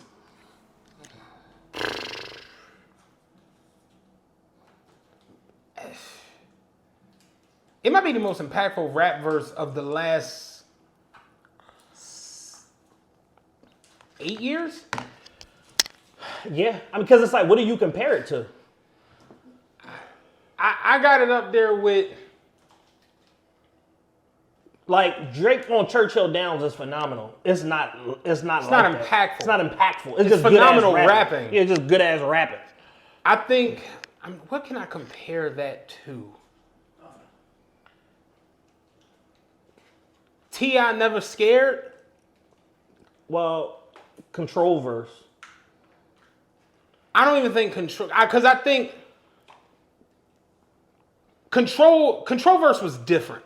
It was like done for like this groundswell of like, who does Kendrick respect? Who does Kendrick not like? Who does he like? Who does he fuck with? Who does he not fuck with? It was like editorial in rap form. Right. But I think like that Never Scared verse was just like, yo, this little nigga's angry. Yeah. What does nigga talk about? And I think with this being the fact that he was going at the whole big three premise and I'm the only one and then the boom and it's just it's what he did on the Joan with the boy from Chicago, Rich the Kid. New Freezer. It's what he did on New Freezer on steroids. Yeah. Because it's like coming at niggas. Yeah. And like really saying like, I don't fuck with y'all, don't fuck with me, I'm not cool off y'all. Like I got my black soap, I ain't, y'all niggas. Got my Amber White. Yeah, I ain't fucking with that. Got a big box of chew sticks. I ain't fucking with that. Got some fat ass pants. Yeah. Paco got a sale going on. Let's bought some new jeans. And I saw a nigga going viral right now online. He basically recreated the Drewski meme, but he looks like a bigger Kai Cenat. It looks like Kai Cenat if he ate a Mario star. So the niggas like imagine a 6-foot Kai Cenat with a cropped hoodie on, some big ass. Oh, I seen that with the Jinko jeans. The pockets was different. The boy said you can put a little person in there. He gonna put Kai Cenat in those pockets. My homie used to be like, man, because the boy asked him for some weed. He saw weeds in front of Falloon. He said, man, I ain't fucking with that nigga. And I was just like, but you sell weed, right? He's like, man, you see them jeans on that nigga? That's fucking pockets on them jeans here. His pockets. He's like, any nigga that can fit a 40 in his pockets, I ain't fucking with him. Cause why the fuck you got pockets that big on your Pockets double XL tall. and we never seen that nigga again. He's like, I'm telling you, that nigga was undercover or something. And they put him in another department. Yeah, so Verse of the Year 2024 TRP Awards, Kendrick Lamar it's like Kendrick that. like And that. it's a unanimous. It's you know. I think Drake third verse on Family Matters was great, and like I said, I think Freddie Gibbs Back to Me was great. But Kendrick's like that. It literally controlled an entire. It controlled music. Yes. And it shifted everything that was supposed to happen this year in music. It made it go somewhere else. Yeah. And yeah, whatever plans the music industry had for itself in 2024, it put everything else to the side. it was the iceberg of the Drake was 2000s. supposed to be taking a break in 2024. You see what I'm saying? Like it was hip hop's iceberg. Yes. Like it's what chipped the hole in the Titanic that is hip hop. No cap. And might have sunk it because the shit is bad. You know what I'm saying? Like Yeah, I don't know where we go from here. I don't know where we go from here, but we'll figure it all out. Let's do another music category. Fuck You it. want to stay an album? Album of the year. Fuck it, let's do it. Album of the year, man. 2024 TRP Awards. I think this is the 7th annual, I Yeah. want to say. Album of the year. So we first one, Kendrick Lamar, GNX. Second one, Future and Metro, We Don't Trust You. Future and Metro again, We Don't Trust You some more. We absolutely don't trust you. We wasn't trusting you on the first jump. We absolutely can't trust you now. There's no way possible we could trust you again after we already didn't trust you. The trust is broken. Schoolboy Q, Blue Lips. This is.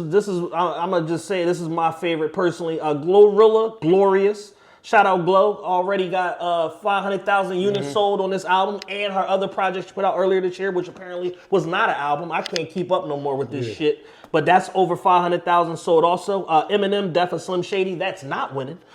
J. Cole, Might Delete Later. That's not winning. I wish they would do award shows like that. We know it ain't winning. Doechii, Alligator Bites, Never Heal. Let me just say this about the Doechii thing. I'm not buying in. I don't get it. Yeah, I'm not buying I don't in. fucking get it. I'm sorry. In a era, right, where artists sell, where 20,000 is the new 60,000 and 60,000 is the new 135,000 sold first week. In an era where artists are routinely selling that and getting no credit whatsoever. Artists are selling, 60, 70,000, shit like that, and the fans are saying they flopped. This girl, lady, woman, is being celebrated for selling 100,000 units total over like an 8-month period. And I'm just like, this is strange. Like, this is the industry spin of like, yo, TDE is the home of real hip hop. So anything they do over there gets a mulligan and sales suddenly don't matter. This is what happens when the cops don't keep a Doom Day confined to South Street. This is what happens. It starts spreading. It's on the park now. It's on the Parkway. It's at City Hall. Like a Doom Day is everywhere now. And I personally I listened to it and I was just like, yeah. Yeah, some stuff is just, it's not for me. Yeah, it's just not. Yeah, that's the best I could give you. It's just it ain't for me. Like as a Kendrick fan, Good Kid, Mad City, damn, half of GNX, that's for me. Other half of GNX, not for me. What's the To Pimp a Caterpillar? Not for me. It's just certain shit. Even if I like the artist, I could just be like, nah, this ain't for me. I told you when one of them niggas broke down To Pimp a Butterfly and was like the album was actually going to be called To Pimp a Caterpillar because it was a letter to Tupac, and I was just like, yeah, I missed all of that. He was like, yeah, think about it. To Pimp a Caterpillar, to Pimp P, C, Caterpillar C, Tupac, and I'm just like, what the fuck, man? What the fuck, man? Give me my euro. Let me get the fries in the bag, bitch. Let me get the fuck out of here. Like, yeah, you're a little too deep in the woods, bro. Shrooming, bro. Yeah, like, some shit is just, I get it, and I understand this pro-black, revolutionary thing we on right now, with, especially with hip-hop in the last couple months, but just, I mean, listen, I'm not here to criticize it. This is not for me, and I just don't get it. Yeah, I listened to it, and I was just like, Same way, Rhapsody, not for me. She can rap. And here's the thing, I felt that way about Honestly Nevermind. Like not for me. It's just not for me. I I tried. flamed honestly Nevermind on here, but people seem to forget that. I tried. We tried. I remember I was having long extensive talks. It was just like, I don't know, if you just turn it up enough and cut the heat down. To 6.4 and then cut the heat. Yeah. Cut the heat to M heat. You know, you got the blue light behind the TV. You got to make it pink, and it just put one of them camp collar shirts on. And it still ain't it. You do all of that, it's still mid. It honestly Nevermind wasn't it. So it's just like, some shit just, it resonates. Which, some shit to that down. album's credit, it's still performing extremely well in international markets. It's doing its thing. But again, I haven't revisited it had a #1 song on it. So it's like, it's going to do what it do. I'm not going back to it. It's not for me. No. Something that is for me, Future, mixtape Pluto. That's another one. Vince Staples, Dark Times. Vince Staples is one of my favorite artists, man. Absolutely. I just like him as a person. His artistry, his personality, his talking points, his way of thinking. He's a true original in a world full of fucking clones and carbon copies. He's a nigga that know how to think. Yeah.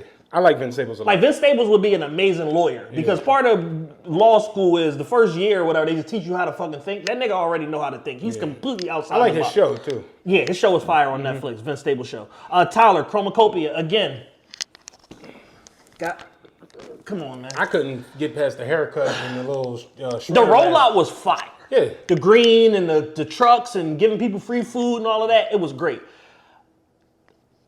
I respect it. $300K first week. Crazy numbers. Hey. You know what I'm saying? You bundled the fuck out of that $300K though, if we being honest. Like, cause it's like, how does an artist go from like 108 to 300? You get a grilled cheese, you get a You get a hot dog, you get a frank. Yeah, all kinds. He's like, you get all of this shit, you know what I'm saying? It's like, all right, well, what do we get in the music? What's in the music? Right. And I didn't really understand or get the music. Right.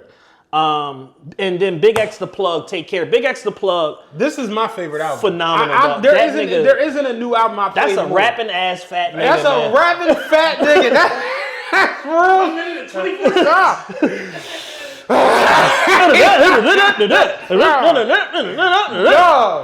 That's a rapping ass fat nigga, man. That shit. My favorite joint on the album is the therapy joint. When he's talking to the therapist and he's running down the shit with his family. That nigga. And you know he kicking ass because all of a sudden you see Steve Stout like, hey, this is my new artist. I don't know if y'all know. Big X the Plug can rap his ass off. That's I a like rapping ass nigga. I went to the TLA. 80% white people. Yeah. So What you say? I did Bonnaroo, 80,000 folks jamming and grooving to my music. Like, I fuck with Big X the Plug a lot. Big like, X the Plug is as far fire, as new, man. that's my favorite new artist of this past year, and I hope he hears it. I fuck with Big X the Plug. That album is great. I tried to listen to Chop and Screw. I was drinking Pepsi. So that didn't work. That shit ain't work. That shit ain't work. That shit ain't work at all.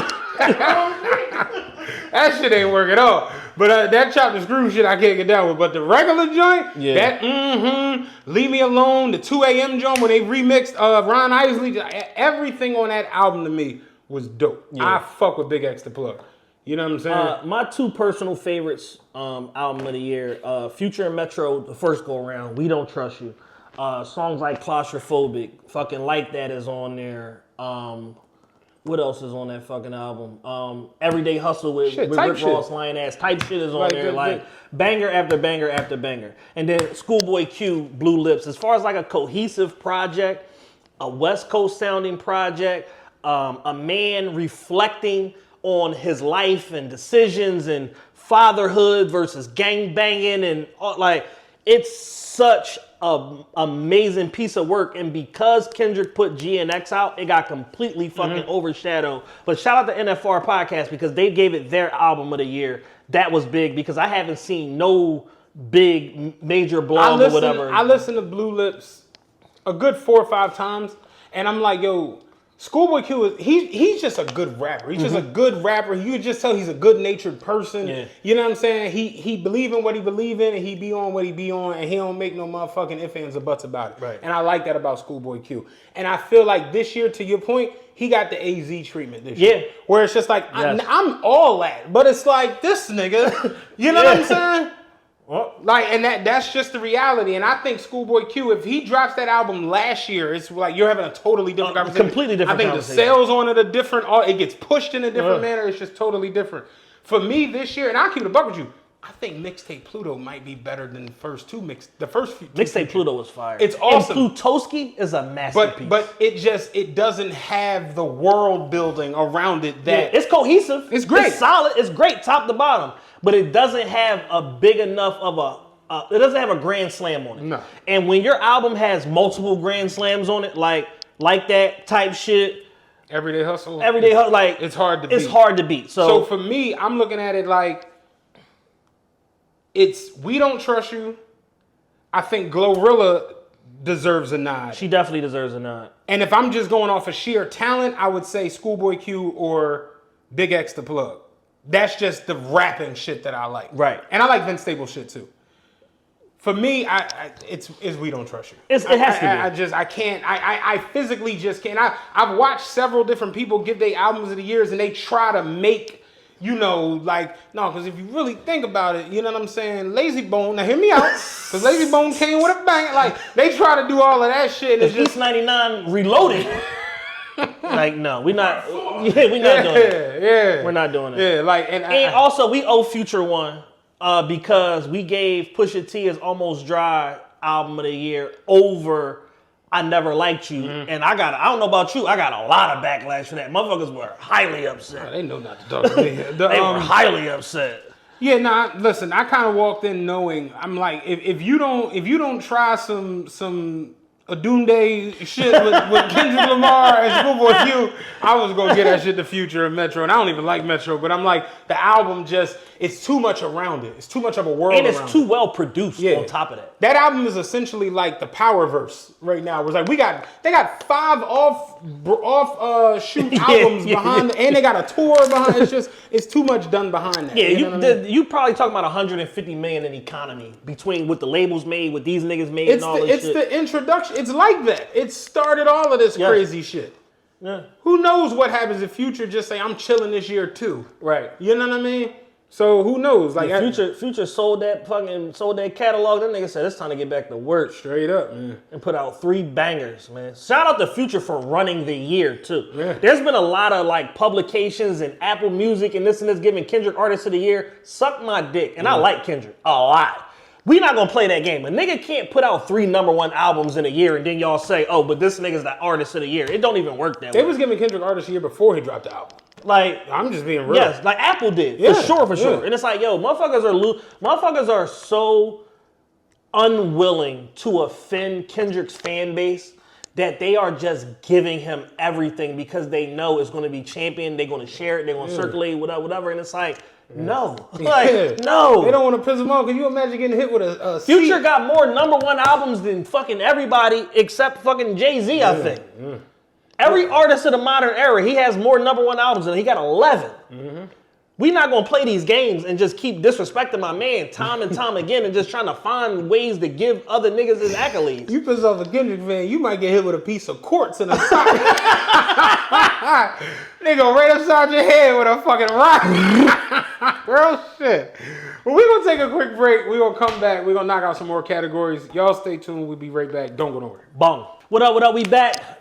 TRPE Awards 2024, 7th annual, man. Me and Matthew, me and Bro here, doing our thing, man. Recapping the insane, crazy year that is 2024. We got through a lot of amazing categories so far. Gave a lot of people their flowers. Gave a couple people, some manure. You know what I mean? Like for their nonsense. But we got a couple of more categories, man. We're gonna power through this next 60 minutes and give y'all a complete and full award show, man. What you got next, Matthew? The Lil Boosie Come On Now Dog Award. Oh, man. So it's only one nominee. It's just a straight award. You know the way they do it. Sean Puffy Combs should have gotten this award years ago. Yeah. Like R. Kelly. Yeah. A monster was amongst us. Mm-hmm. And the Come On Now Dog part of this was when the lawsuit dropped, the initial lawsuit asking for $10 million, Puffy went out there and tweeted and said, man, listen, I don't know what's going on. This is crazy. You know what I'm saying? This is like my friend Jay-Z. This is crazy. This is crazy. But these allegations are unfounded. They are untrue. My name will not be dragged through the mud. I will prevail. And then the video came out showing him just completely whipping her ass in a hall lobby with just a towel on. That's how you know you're a freak. Yeah. Because if I got just a towel, I got to get something. You know what I'm saying? Ain't grab no drawers, nothing. Jackie Chan style. So yeah. You wait right here. I'll put these hands on something. The video comes out, and then Puffy drops a video from Indonesia. You know what I'm saying? It looked like he was at Russell's crib in Bali. Definitely looked like he was in Russell backyard. And Puff was just like, yo, I was fucked up. Man. Y'all seen that? Man, I was in a dark place, man. Ask God to forgive me. It's you like know? your man showing you doing the Tootsie Roll at the club yesterday because you drunk too much Hypnotic. You're like, I was fucked up. Like, nigga, Like, what? damn, I guess 4 Incredible Hulks is too many, huh? That nigga's responsible. Like, fast forward, this you eating the fat bitch ass on stage. I don't even remember that. The nigga that eat the bitch out of the strip club. Yo, he said, I was fucked up. Damn, I was wild. Man, when I look at that, I don't even see myself. We see you. We see again. That TV big as shit, Puffy. Like, and that shit dropped on CNN. Dog. That shit wasn't like, you know how academics be dropping that grainy ass footage? You know, that shit was in 4K video on CNN primetime. Yeah, brotherswhat'sgoingon.com. Like, no, that was on CNN. Yeah, man. Puff is a tragedy. Puff is a sad tale. And to see the amount of people that can get pulled down with you. You look at what Jay's going through now. Look at what Sean, did you watch the Sean documentary? Yeah, I loved it. And we're going to mention that. You look at what Sean had to deal with just for being the motherfucker who shot the club up on your behalf. And Sean is just like, I've been trying to tell y'all niggas for 20 years, that wasn't me. That was this crazy ass nigga, but I can't do that because I'm from Brooklyn and we don't rap. Yep. God damn. Like, seeing I don't know if any of y'all ever watched it, the night Puff tried to kill me on YouTube. Yeah. This boy literally is breaking down in tears telling the story of Puff chasing him through Manhattan. And it's like, you hear these stories and you know all these things that go on.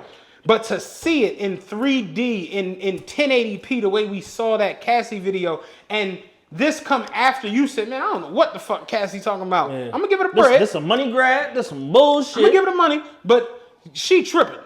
Then the video drop, I was fucked up. Right? Like, I cannot believe Puffy's fall from grace. You had $1 billion situation. Yeah, nigga took motherfucking Diageo to court.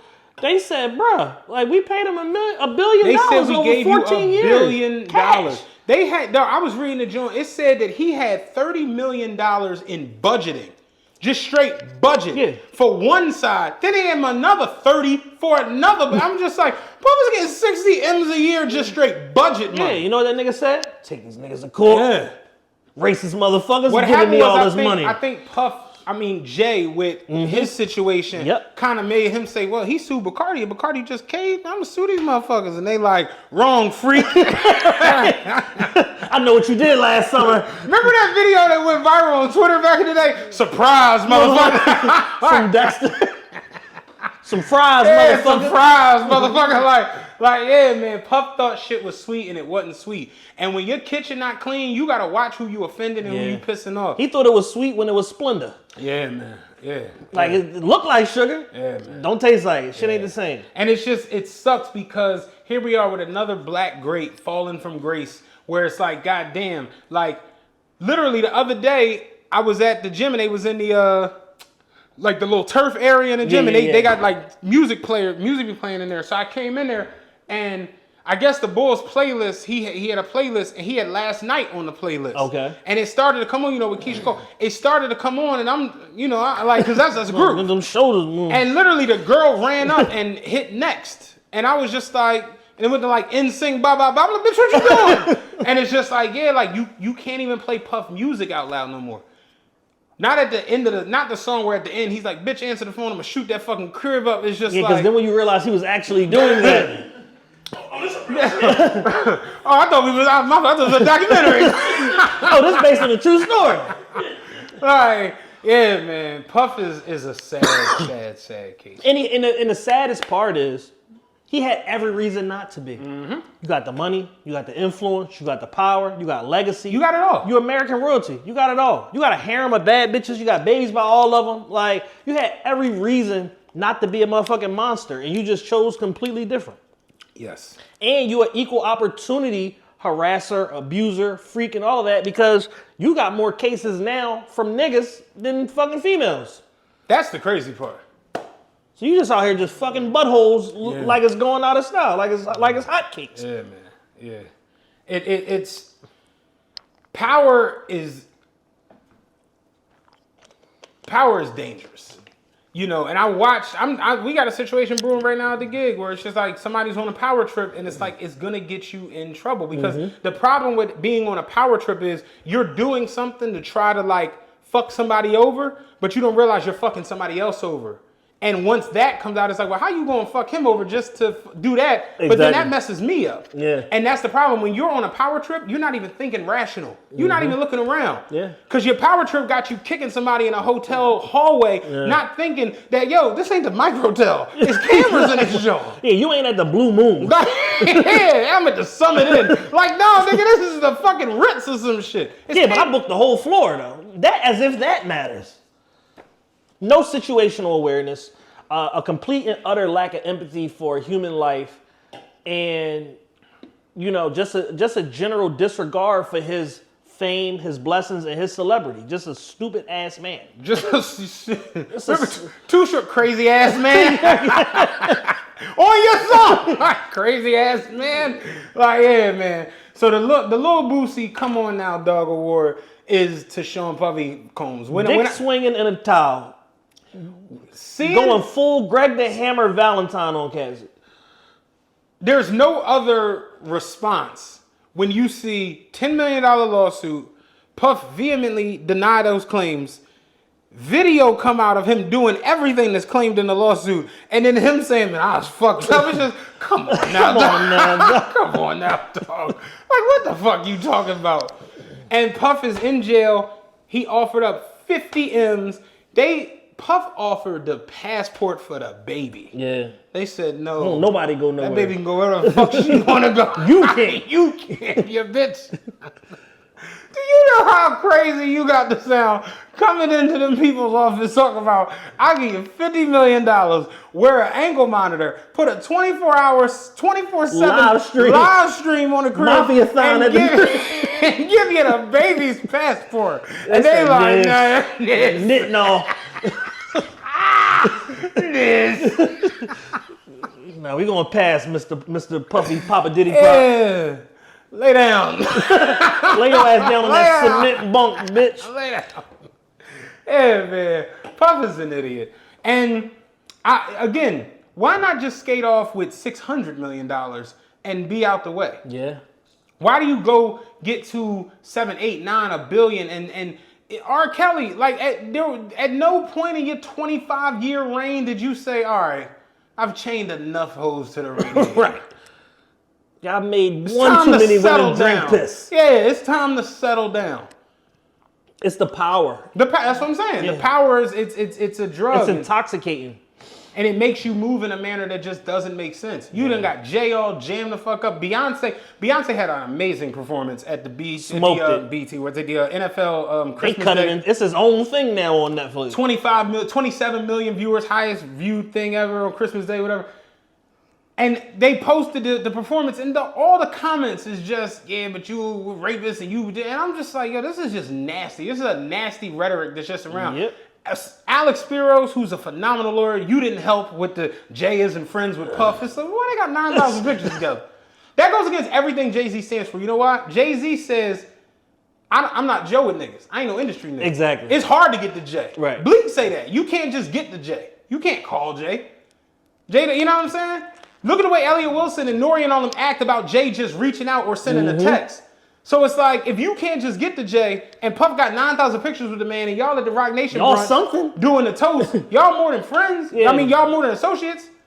It don't even make sense. The funniest thing out of all of that fallout when that first happened, people say, yeah, you're right, they not friends, they brothers. That shit backfired like a motherfucker. And y'all done got Jay all jammed up in bullshit now. It's just bad, and I hate Puff for that. Because none of that shit had to happen.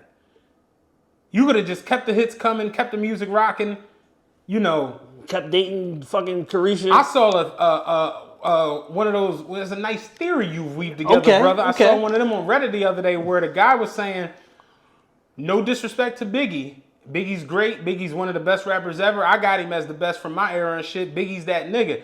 But Bad Boy didn't fall apart until Mace left. And he's like, I gotta feel like, we know Big wrote Conspiracy and all that shit, but it's like Mace wrote everything else. Yeah, literally everything else. He's like, Mace pen need to be respected a lot more than what the fuck it is. Because he was like, I feel like Mace was the one that held all that shit together. Because Bad Boy got bigger after Biggie passed away. And Mace wrote majority of No Way Out. No Way Out, his album, all the shit with 112 and all of that. He was like, yeah, Mace was that nigga. And knowing that Cam, like, yeah, them niggas was writing R&B hits and all of that shit. Yeah, like, straight up. So, yeah, man, it's a lot to that. But Pup just, dirty nigga, man. Fucked it all up. Dirty, I don't even know where you from. You say Harlem, niggas say Mount Vernon. I don't know where you from. Man. Dirty New York nigga. Yeah, man. Content creator of the year. I like this category. I like it a lot. You want to take it? First and foremost, Evil Keithley, Mr. Chom Tom. That's my man. His food tour of Atlanta provided endless laughs. I don't even be on TikTok. I was on TikTok for that. You got post notifications. I was sending y'all every day. That nigga had some funny shit from Atlanta. He was hilarious with that little tour. Kai Cenat, who's probably the hottest in the game right now. Nigga had a 30-day stream. Yeah. And he's about to do, I think, a 14-day stream somewhere else. He got invited somewhere to fucking stream live from there. I forget where it was, but it's like some crazy shit, whatever. Cooking with Kaya got all these hoes mad. You know what I'm saying? Cooking with Kaya. Niggas leaked their sex tape, all kind of shit. That's when you know you hot. Yeah, that's when you on fire. When you on fire when they leak the sex tape. Drewski, just as a sociologist and as an anthropologist, Drewski documenting all of these different segments of like life and these cultural things that are happening that people may or may not be aware of, or whatever. Everything that went on in 2024, content-wise, I don't know if I laughed at anything harder than Could Have Been Records auditions. They were just magnificently If you hilarious. just show up anywhere on Earth and tell people to display their talent. Did you see the new joint here in Africa? No, man. Did you see it? The nigga walks in the room, he's like, goddamn, brother, how old are you? He said, 27. 27, brother. He said, in African years or U.S.? He said, in Africa. He said, what's up, man? I'm 27 years old. He said, no, bro, what do you do for a living? He's like, I work down at the farm. He's like, you gotta stop working there, bro. That shit is age, bro.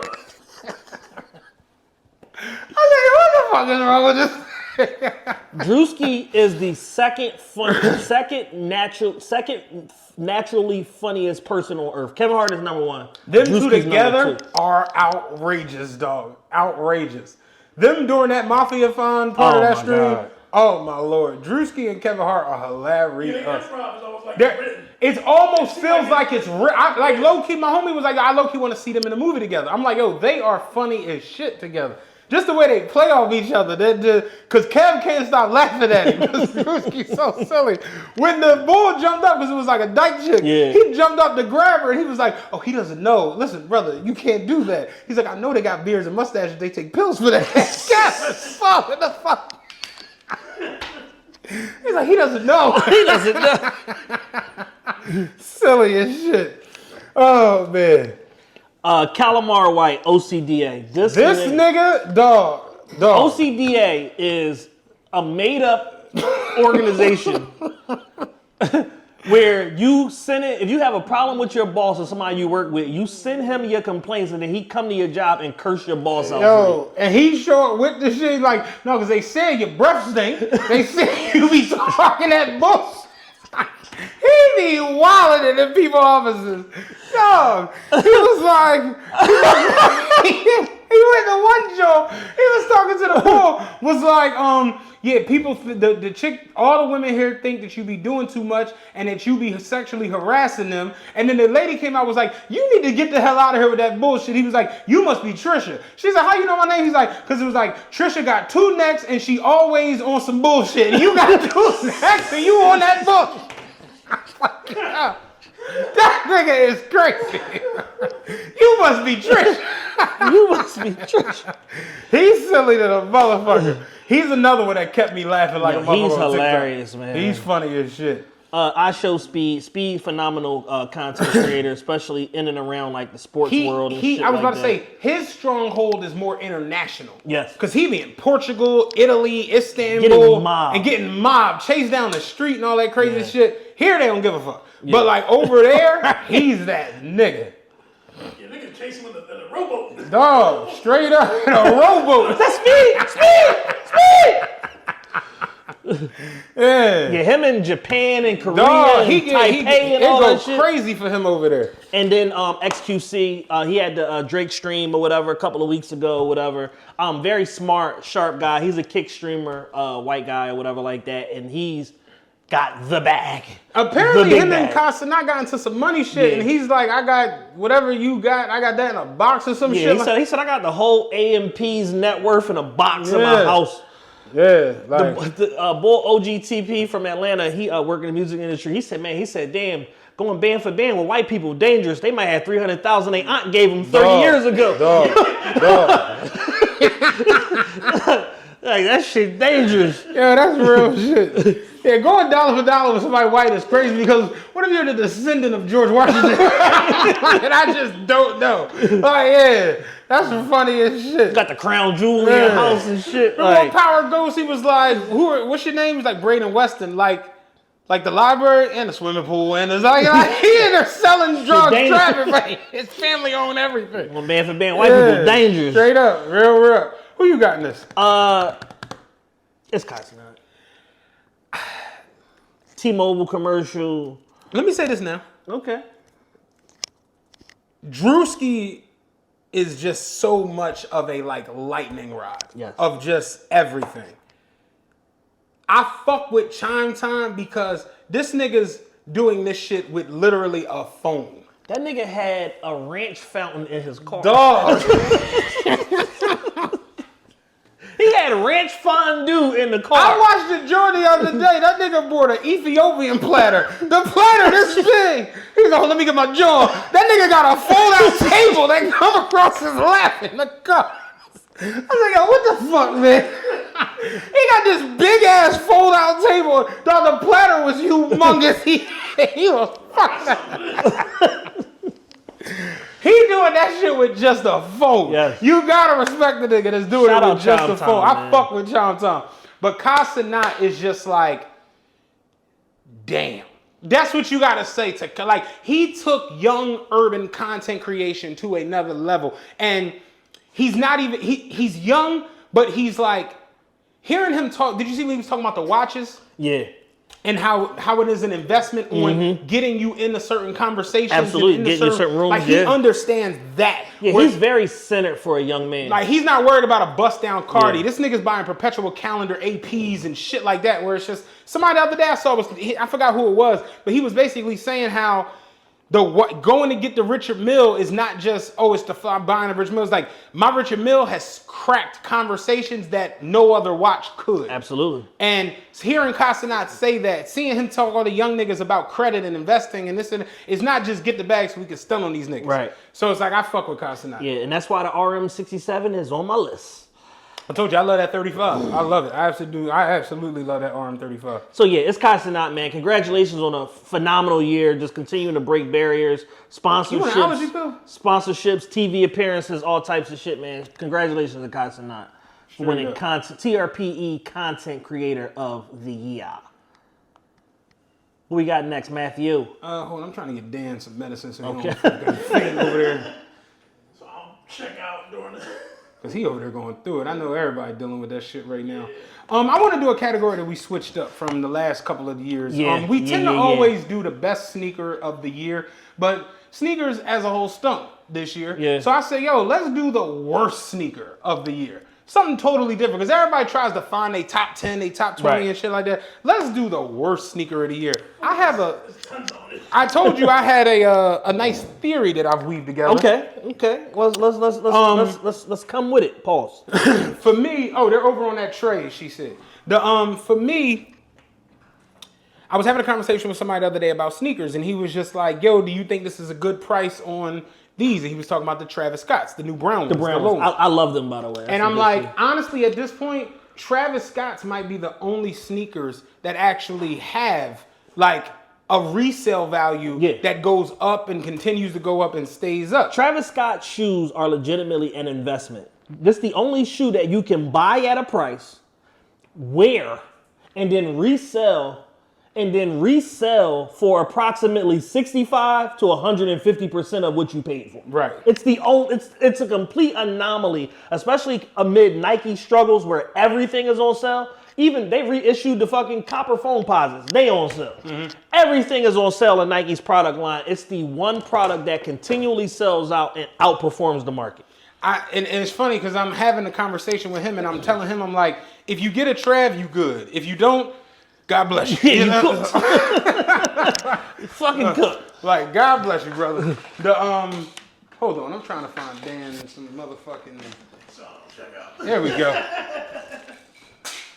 Like, but I was telling him, I'm like, yo, at this point, I think that the sneaker boom is finished. Yeah, it's over.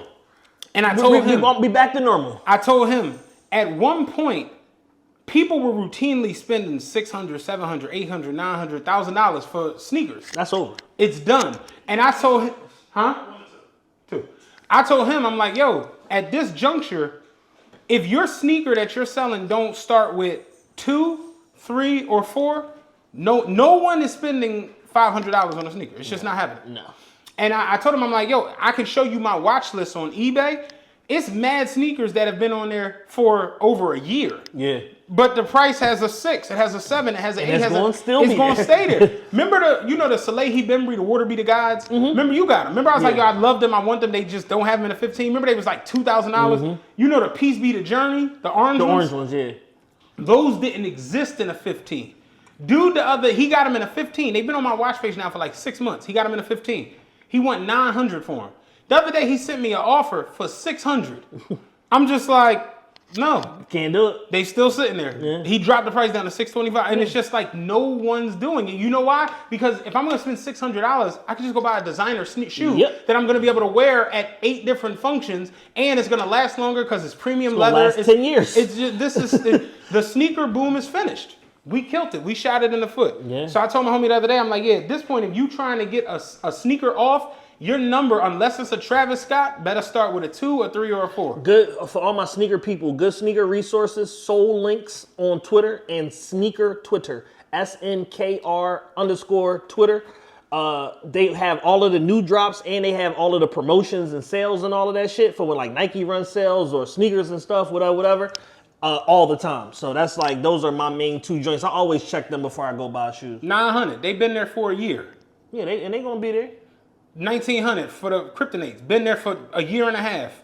Dornbecker ones, 1200. Been there. Kobe Pro Tros, 700. Been there. The Ivan Supreme, the Sub-Tempos, 1200. No one's buying that shit. It's a wrap. They just not. 150 over is like a ceiling for shit. Yeah. Dog. Like you can't go like more than 150. I'm not paying more than $400 for Travs at this point. Yeah, absolutely. 350, 360 max. Like for the lows, because they would a deuce. All the Michigan 4s, 3,800. No one's buying that shit right now. 5,000 for the Gator 4s. No one's buying. Even the ball players ain't buying that shit. PJ Tucker got them. It's over. You know what I'm saying? Nobody's buying that shit. The sneaker boom is, if you want to invest your money in something, like Cenat said, fuck sneakers. Do not buy sneakers. Yeah. It is over. Get the sneakers you want to wear and go ahead about yourself. Mm-hmm. I know motherfuckers personally who had sneaker collections that 7-8 years ago, the sneaker collection was worth $500,000. Now that shit might be worth $150,000. Yep. I'm not even trying to be funny. Waited too long. I'm not even trying to be funny. Waited too long in the bubble burst. You know how many foam posits was selling for? Remember the Paranormans and the Galaxies? You can get a Galaxy now for like $700. Like all of that shit is done. Yep. It's done. It's completely done. So worst sneakers of the year. You had the reimagined Jordan 4s. Ass. I don't know what they imagined on the reimagined, but. Why'd y'all fuck up a good thing? Yeah, and that leather is terrible. It's terrible. It's not premium. It's not like the Ben leather and that. It's just dumb. It's just stupid. I like Wu-Tang, but I've never put on a pair of Wu-Tang dunks. Loaded Lux told Loaded Lux told motherfucking Rum Nitty, he said, no matter how many 90s Wu-Tang outfits he put on, he ain't no Killer Bees. And that's what I think about when I see the Wu-Tang dunk hop. He ain't no Killer Bees. That's funny as shit. Because they not but the taxes. Yeah. That's all it is. Yeah, with a Wu symbol. And now you gotta tuck your jean in and you look nuts. Now you look nuts. Is that the 36 Chambers? Yo. Nigga got on the cap down the floor. Like, Rocking the you guys? that is not it. One of my most hated sneakers of my life, the Adidas Samba. Man, the Samba is everywhere. They How have did they come back like that? Because they made 4 million pairs of them for 28 cents. See, all the chicks just wearing them joints. yeah. My homie was like, I got a theory. I'm like, let me hear it. He was like, I think that they put them in the hood like AIDS. They're in the hood like switches in Chicago and Barry, Indiana. He's like, no, yo, because like, now you ever see like that random 18-wheeler parked on your block where it say no truck parking, and it come and then it's not there, and then everybody got on Adidas. Put it in the hood like AIDS. I said, what, man? He's like, yo, they was dropping them Jones off in the hood, man. Dropping them off. He's like, the bad bitches, you know them hoes that wear lingerie with they was wearing lingerie with Adidas Sambas, dog. I never seen no shit like it. I'm like, yo, you not lying. Every chick I know got a pair of Adidas Sambas. Little Sanders. Dog. That was fucking me up. That's the real, yeah. Yeah. A shoe I absolutely hate, the Nike D-Book one. Yeah, I don't know what they were thinking with that. That shit looks like a marshmallow. Yeah, yeah. Like it don't even have that shoe don't even have no features. Yeah. Like it's no lines on My it. homie said, it looked like a shock without the shock. I'm like, yo, bro. Remember the shocks was fat as shit on the side, but it had the spring in the back? He's like, it's a shocks with no shocks. Yeah, that shit look like something that should be on Is It Cake? Yeah. Is it a shoe or is it cake? Real talk, man. The 990 Oh, these are real has shitty. just ran the the V5s were like, all right. Yeah. All right. The V6 is like, We should have just stopped at 4. these are monarchs. Yeah, like honestly, it should have stopped at V3. Yo, if we being real. These are so bad. And then Asics just put out a shoe yesterday that kind of is similar to this. Mm-hmm. And they did a drop with Hidden NY in order to stoke the sales of the GR pairs. And I'm just like, this is terrible. These are straight orthopedics. Like at this point, New Balance should just holler at Salehi Bembry for every release. Everything. Yeah, because Salehi Bembry, Teddy Santis, is up there. Yeah. and Aim Leon Dore. And what's his name? That dude. God damn it. Because I just was looking at him. They on my goddamn watch page. I just seen it. Joe Fresh? Yeah, Fresh Fresh Goods. Goods, You know what I'm saying? Like, yeah, Like that, even like JJ Jown, they fucking last collab was terrible. Fucking they didn't the sell out. blue and the red. No, the all black Gore-Tex. Oh, yeah, I Jones, ain't care for them. They didn't, I like the all blue They ones. didn't sell. They took them off the site Yeah. because they produced 2 different pairs. It was like there was like a pair that was all black with like the blue hits on the sole Mm-hmm. or whatever, and then there was a all black pair. And people like peeped the inconsistencies, and New Balance had to take them down and murder. My man was like, when you start seeing shit in the outlet with no top, that's when you know it's pretty bad. That's when you know. That's the company like, and put it the fuck out there. What else we got on this list? We got the Jordan 3, the new Jordan version. 3, the new one. Absolute dog shit. People hated it. And plastic. Plastic. I was never a Jordan 3 They're fanatic. on sale. Yeah. At outlets. Rip that top off and put it in the outlet. They Real shit. terrible. The Donald Trump Apollo Creed boots. Fight. You know, I get what we gave Donald Trump an award. The fist pump picture was great. Yeah. Them sneakers absolutely. The watch stunk. was worse. The watch was awful. Yeah. He said, you want the Trump tourbillon, nigga? Yeah. The watch was terrible. The sneakers was god awful. And then you talk about a fall from grace for somebody who created a new silhouette for Nike and really like the Fear of God one was one of the greatest sneakers I've ever seen in my life. I saw a nigga with the mint green pair on the other day working at JD Sports. Fucked me up. I think Jules got them Jones. I walked in one day, Jules had the white ones on. I said, all right, Buzz Armstrong. What time the space shuttle leaving? Yo, Buzz Aldrin. Yeah, I said, you want a tang, nigga? Like, yeah. I ain't really care for all the color ones, but like the black ones, the Allen Iverson Jones, they were all of that. But the Jerry Lorenzo Fear of God Adidas, as you so adequately called them, the Jerry Lorizis, they are just terrible. Absolute dog shit. Yeah, the high tops are especially bad. The low top is like I could tolerate, but the high tops are extra Looking bad. back on it, it's like it was just the Fear of God one, because even the Fear of God moccasin was terrible with Nike. Yeah. It was literally just the high top Fear of God one. Like that was it. So what do you got on this? It's hard to vote against the D book, but the mass distribution of the Samba makes it to where you have to pick the Samba. The Adidas Samba was like COVID. Everybody might have it. Like real shit. The Samba was like oh COVID. shit, I got a pair. Yeah. They just I got a car. I ain't get my joint. Yeah, I got a car. You know what I'm saying? Like that's how that shit was. Like the Samba was fucking the everywhere. Samba came in contact with every household in America. It's like Thriller or MASH. Like you couldn't escape that shit. Like seriously, man. The Wu-Tang Dunk stunk. The Jordan 4 Reimagined is awful because I love Jordan 4, but the Adidas Samba was just like, yo, where are y'all getting these Jones at? Yeah, they made. Once I saw the Gucci ones, I said, all right now. Yeah, man. They had the Gucci ones. They had another high-line designer that did a pair, and it was like 440. And I said, all right, man, y'all Yeah, losing 400 for the money. Samba is nuts. I don't give a fuck what print y'all put on these Jones. I'm never paying $400 for Samba. You could get 9 Sambas and just be good for the rest of your life. Like, Because they're indestructible. They're soccer shoes.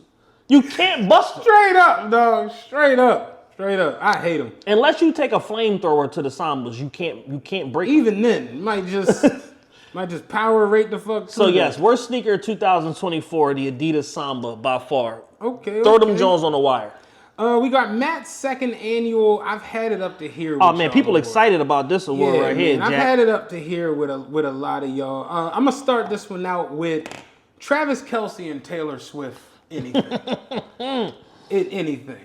You watch a Chiefs football game, you have to know Taylor Swift's every movement and everything she like or don't like about the what game. she won on her hot dog, every fucking thing. No, they showed Taylor Swift during the Eagles Bills game. I'm like, all right, like, how do we get here? What is that? You know what I'm saying? And now we cut away to the Chiefs. Next week the Bills gotta play the Chiefs, so let's show you what's going on with Taylor Swift. And it's just like Travis Kelce has resorted back to his state trooper look that he had pre-black dating. Yeah. I don't care for them. You know, I know that's probably me being whatever. I don't. It's just fatigue. It's Just overexposure. The Kelce overexposure of them and their mama, and then that just nothing about them seems fun, seems decent. It's like, yes, he wore the Mummers Jones. This is Jason Kelce, yeah, he the wore big brother. He wore the Mummers outfit and all, but seeing him last week where they had him in that dumbass vest set, it's just like, yo, y'all are trying. A loser suit. Y'all are trying way too hard. I'm good off of all of them. Cardi B and Offset, not to be outdone. Take us out the group chat. Take us out. You know, this is an urban couple. Yeah. This is me being Take us racist. out. I hate all of y'all. Please. I've had enough of you. Did you see Offset's PSA on New Year's Eve? It probably was weird. He said, yeah, man, you know, I'm getting back to me this year, you know what I'm saying? I ain't got a bag for no pussy. I'm really him out here. And he had like a harem of like white bitches around him and shit in the club. It was a cry for help. It's crazy. Like, because you were just begging for pussy from your wife 2 weeks ago. Like, we saw it. She leaked the text messages, blood. Like, I don't know. Being married and being outside, so I ain't got the bag for no pussy. I mean, fucked up. That's what I'm talking about. Please leave us Shut alone. up. Oh, yeah, man. The View. It's almost over, guys. I didn't know that The View was that detestable, but man, it's bad. It's almost over. Y'all got about 4 months left. Yeah. For that, they completely overhauled that dais. ESPN First Take. Man. I knew it was bad when Shannon Sharp came over there, but once they brought Mad Dog out the trash can, out the kennel. I'm like, all right, y'all. You know how bad First Take is? The only person on the show that makes sense is Cam Newton. Yeah. That's bad. Cam Newton on Thursdays and Fridays, he the only nigga on a set with a brain that functions. And he came there in a hot air balloon. Like, so that shows you just how bad it is up there. Like Cam Newton is crazy as cat shit, but somehow he's the normal person. MSNBC and every anchor on there, specifically Joy Reid. Yeah. I watched Kamala lose this election completely. They lost the House, they lost the Senate, she lost the popular vote. Joy Reid sat up there and said she ran a perfect campaign. Yeah. She got Queen Latifah to endorse the Queen campaign. Latifah don't never pop And out. I like shit like that where it's just like, excuse me. Like, say what now? Like, what are we basing Like, this what on? the fuck? Yeah. What metric is the Queen Latifah fucking appearance on? And last but certainly not least, balloon popping dating shows. Even if y'all don't win, we still leaving y'all in 2024. Like, they've done a complete disservice to the black community. Yeah. The balloon popping joints. I've watched so much disgusting rhetoric come from them. We should have let shows. white people keep this. Yeah. Because this was some white shit. And we adopted it. Niggas said, oh man, passive aggressive, that's my style. Yeah. You know what I mean? And yeah, it's so bad. So bad. I ain't gonna lie.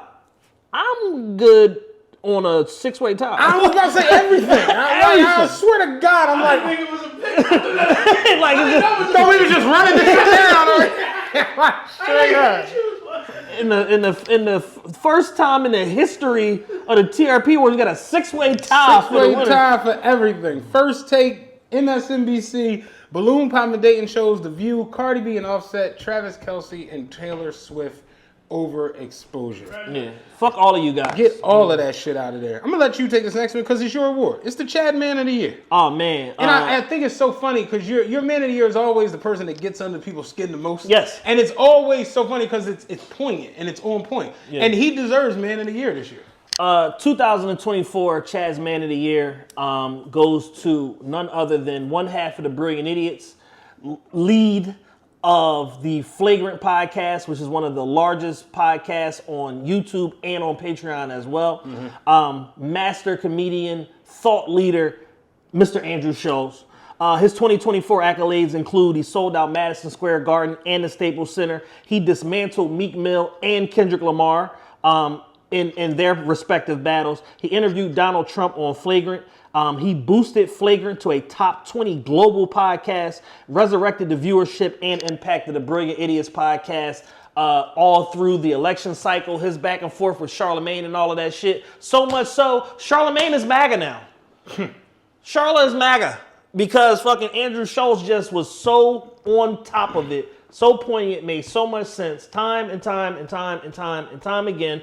And he is the textbook example of there's two people you don't fuck with, comedians and rappers. Comedians being number one for a reason, because every single time somebody attempts to go at him, whatever, he never apologizes. He just fucking lambasts y'all with comedy, with rhetoric, with thoughtful banter, and there's really nothing you can do to disarm His him. new thing on Flagrant is whenever something happens, he says, yeah, man, that shit was crazy, scary, spooky, hilarious. Like, that's his new joke. You just can't, it's hard to defeat a comedian. The other day, when this was on Brilliant Idiots, he was talking with Charlemagne, and Charlemagne was saying how some woman did something to Charlemagne, and because of one of his takes on Kendrick Lamar, and Charlemagne was like, yo, I'm thinking to myself, like, is this lady crazy? And Schultz was like, not only was she crazy, you know what else she was? And Charlemagne was like, what? Spooky, hilarious.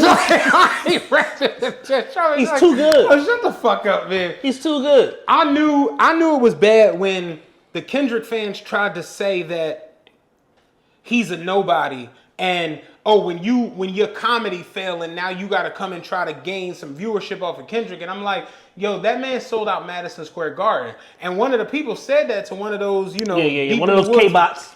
And he said, what the fuck do that mean? Who the fuck can't sell out Madison Square Garden? And I'm like, yo, there are 12 comedians in the history of life who've sold out Madison Square Garden. They are Jim Gaffigan, Russell Peters, Aziz Ansari, Louis C.K., Eddie Murphy, George Carlin, Dice Clay, Chris Rock, Kevin Hart, Trevor Noah, Dane Cook, and Andrew Schultz. That's it. He's in rarefied. Rarefied air. When you in air with Eddie Murphy, Chris Rock, and Kevin Hart, and Louis C.K., it's like, you're not just dog, did you see the shit he did in Hawaii the other day? Yeah. They got 24,000 motherfuckers, and it's just like... I didn't know there were 24,000 people in Hawaii. All 5 of the islands. Straight up. Like, and he literally was like, I was waiting for him to pop out and to go crazy, but it didn't happen. Andrew Schultz is a tour de force of comedy. He's extremely talented, witty, reflective, and his ability to turn around pop culture topics and infuse it into his comedy routines is something I have not seen in a very long time. Yeah.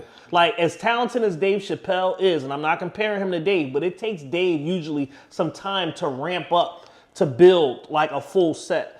That shit went on with Meek and Diddy on Monday. By Friday, Andrew Schultz was performing a now viral fucking segment of his show. He had completely infused that shit into his show by Friday.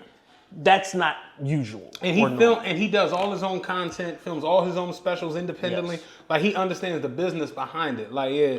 And he's breaking into the movie industry and all of that shit. He's been like 3-4 movies the last year. Yeah, he had a hell of a year. He had an amazing fucking year. Hell of a year. It was phenomenal. Shout out to Andrew Schultz for that.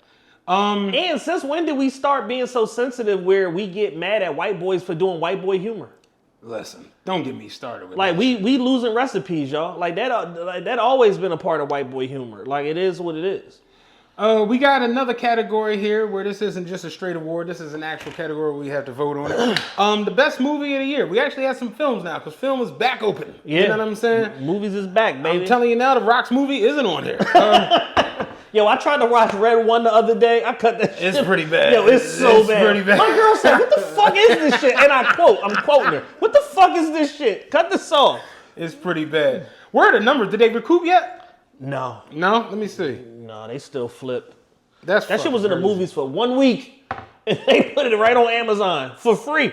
They tested it out. They tested it out with the paywall, like, yo, y'all want to pay for this shit? Then that didn't work. The next week, they was like, yep. Man, just go ahead and watch it. But, just cut it on again. But budget $250 and box office right now is $189. Just 70 in the hole.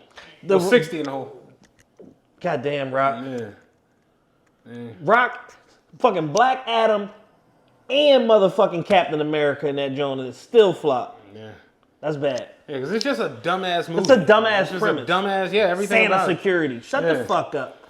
Best movie for this year, you got Bad Boys 4, which is called Bad Boys Forever, for Life. Bad Boys on phone. Yeah, whatever. Bob Marley, One Love, which phenomenal I thought was great. Movie.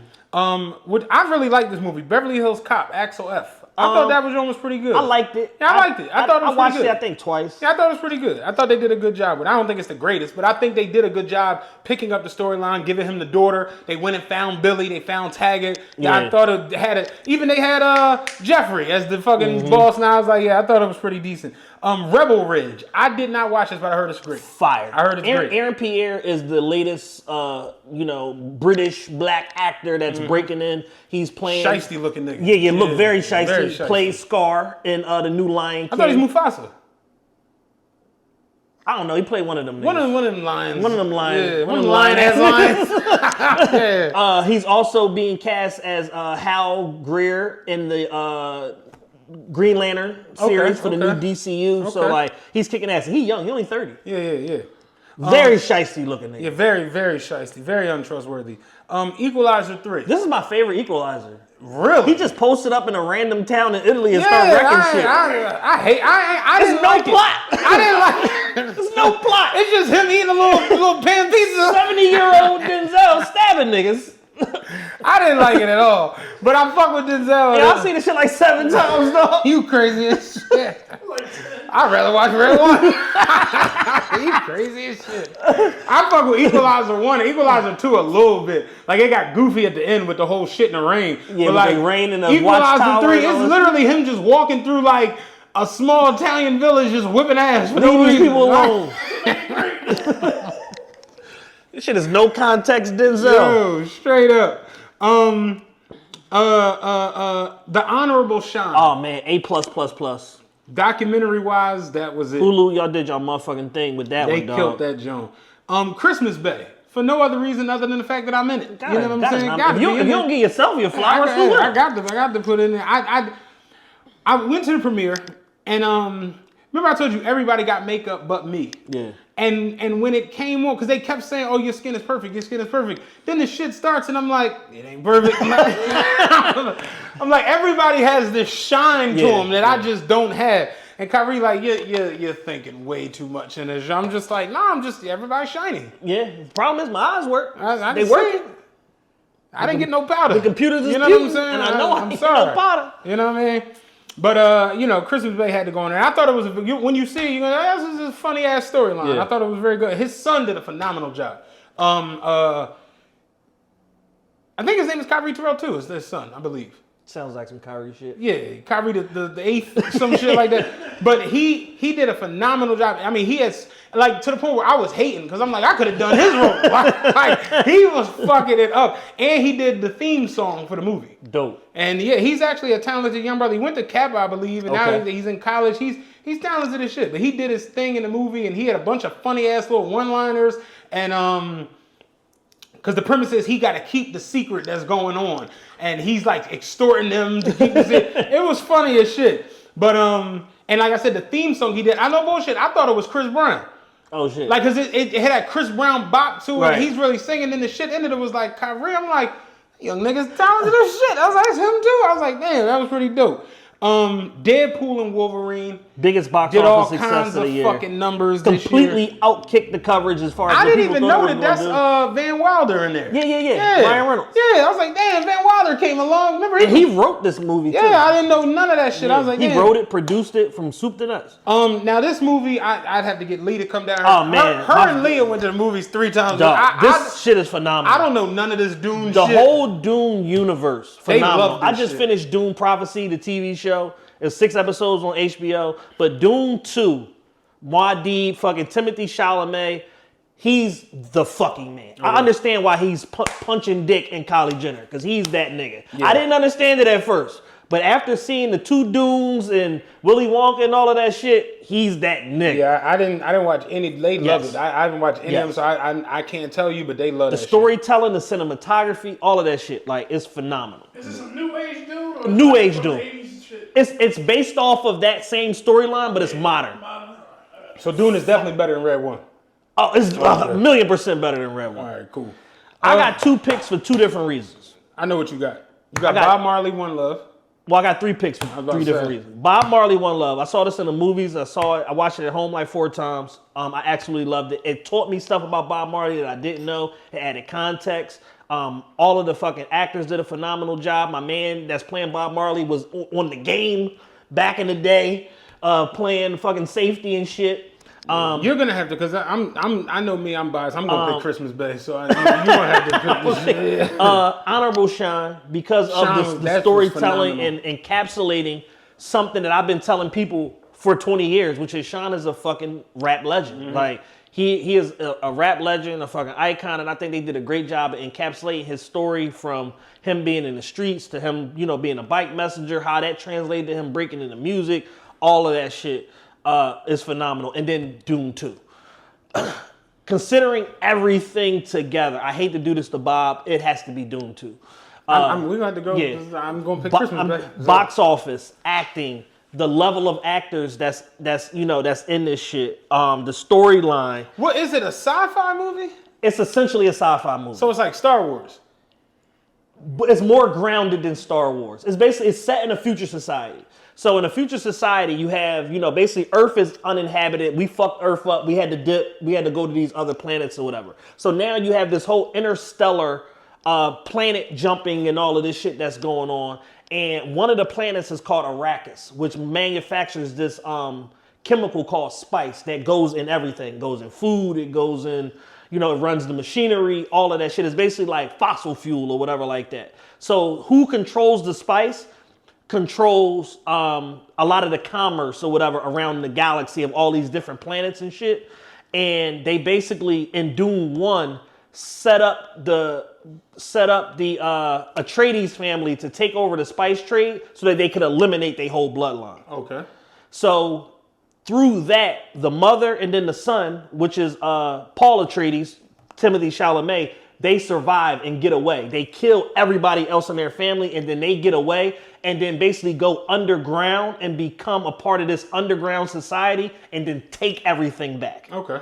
It's fucking crazy. Yeah, the way it's written, the cinematography, and it's 3 hours long. Each movie is 3 hours long, but it's like 3 hours of like this. Yeah. Like the whole time. Like 3 hours, like what the fuck is going on here? All right, I'm gonna check it out.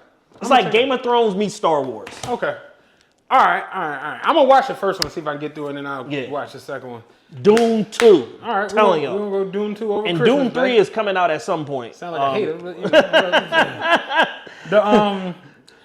But, next, I want to give a Lifetime Finesser Award. We've given this award away a couple times now. Previous recipients have been Joe Biden, who could have easily, he's already got a Lifetime Finesser Award. Been more finessing this year somehow. Donald Trump has won Lifetime Finesser. The Lifetime Finesser Award this year is going to the airline industry. Yes, Lord. As a whole. I was doing some reading the other day. These are just some key points that I've read in this article on CNN. Again, not on brotherswhatitdo.com, on CNN. Brothersgonaworkitout.org. During the pandemic, the airline industry received a $54 billion, yes, that's billion with a B. Yes. They've received a $54 billion bailout in 2021. The aviation industry is back, and they're back for blood. In a report from a Senate subcommittee, it shows that the 5 major airlines, American, Delta, United, Spirit, and Frontier, these are the 5 large U.S. airlines. Yeah. They made $12.4 billion, again, that's billion with a B, in flight fees over the last 5 years. Those fees, seat selection. Prior to 2013, your seat selection was incorporated in the price of your ticket. Tell them we. Oh, you want to sit in a specific seat? Yeah. Man, 38. I need it. No, it's not optional. 38. They made $12 billion in seat selection. Not the seat. The seat was $212. Yeah, you paid for us. You got us seat. You have us seat. Regardless of how it goes down. But what happens is we can put you in the middle of Matt and Big Dan and fuck your whole day. That ain't gonna be a good ride. Or Dallas. Yeah. Or for 18, sit over there in the window next to that white lady. What you want to do? Take this funky ass. You got change for a $1. Take this little Actually, funky I don't. Actually, I don't. No. Round up. Take this little funky ass 18. That's real shit. They made $12 billion in seat selection. That's vicious. I said, God damn, dog. So then it goes on to say that airlines are going to make $1 trillion for the first time in history.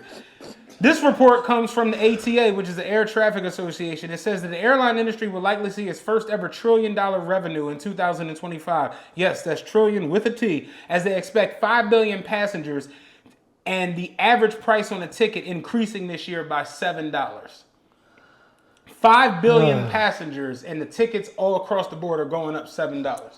And we got them fees.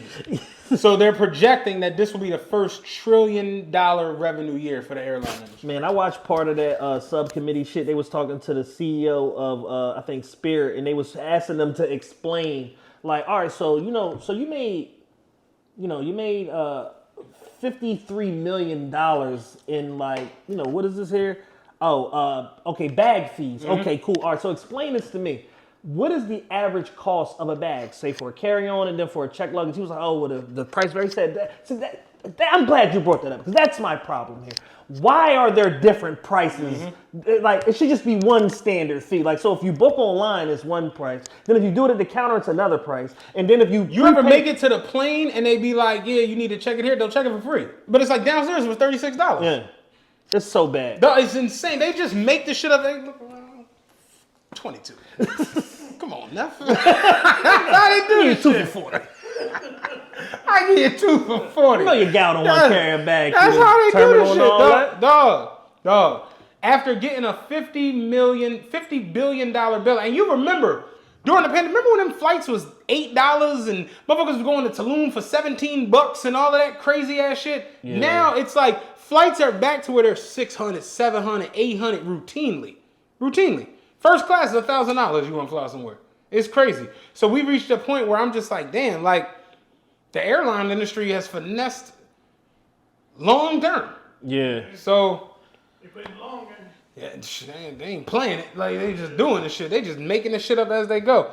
So for me, I'm going with the Lifetime Finesse Award this year is going to the airline industry as a whole. You know what I'm saying? Yeah, absolutely. You can't get that big of a bailout, then make that much money in fees, then do all of that shit when it comes to raising prices, and it's just fucking crazy. And you can't argue it because what the fuck you gonna do? Get on a boat? Right. You know what I'm saying? Yeah, I'll be there in 13 days.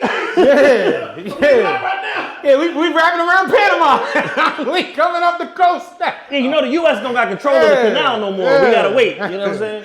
It's a girl I know that be taking all these trips overseas, and her thing is going to all these countries, but she do it on like the whole thing is like going all these countries on budgets or whatever. Oh, Lord. And she took a Sounds like hell. she went from like one part of Africa up to like Morocco, Africa, but she was in like a wooden boat and the water was coming over there. I was just like, yo, are you with pirates? I said, what is happening out there right now? Like shit crazy, man. We wrapping up, man. We got Yeah. 3 awards to go. It's gonna go fast. Yeah, you want to take the They Hate Me Because They Ain't Me award? Oh yeah. So this is a new award that we added this year.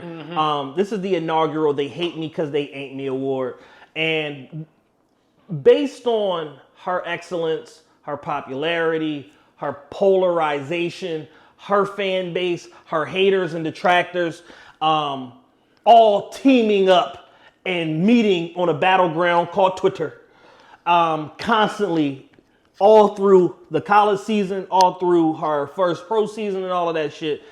It's only fitting that it go to the WNBA 2024 Rookie of the Year, Caitlin Clark, the inaugural They Hate Me Because They Ain't Me award, which every single time she has been tasked with being a representative of the league, a representative herself, a representative of her organization, she always says and does the right thing. However, every time it's time for the league, U.S. basketball, somebody that's an owner of a team, a coach, to do or say the right thing in regards to her, they fuck it up.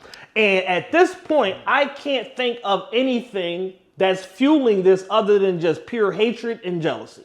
Because it's not rooted in anything factual, because when you have a golden goose, the thing to do would be to nurture and care for that golden goose so that they can lay golden eggs over and over and over and over again.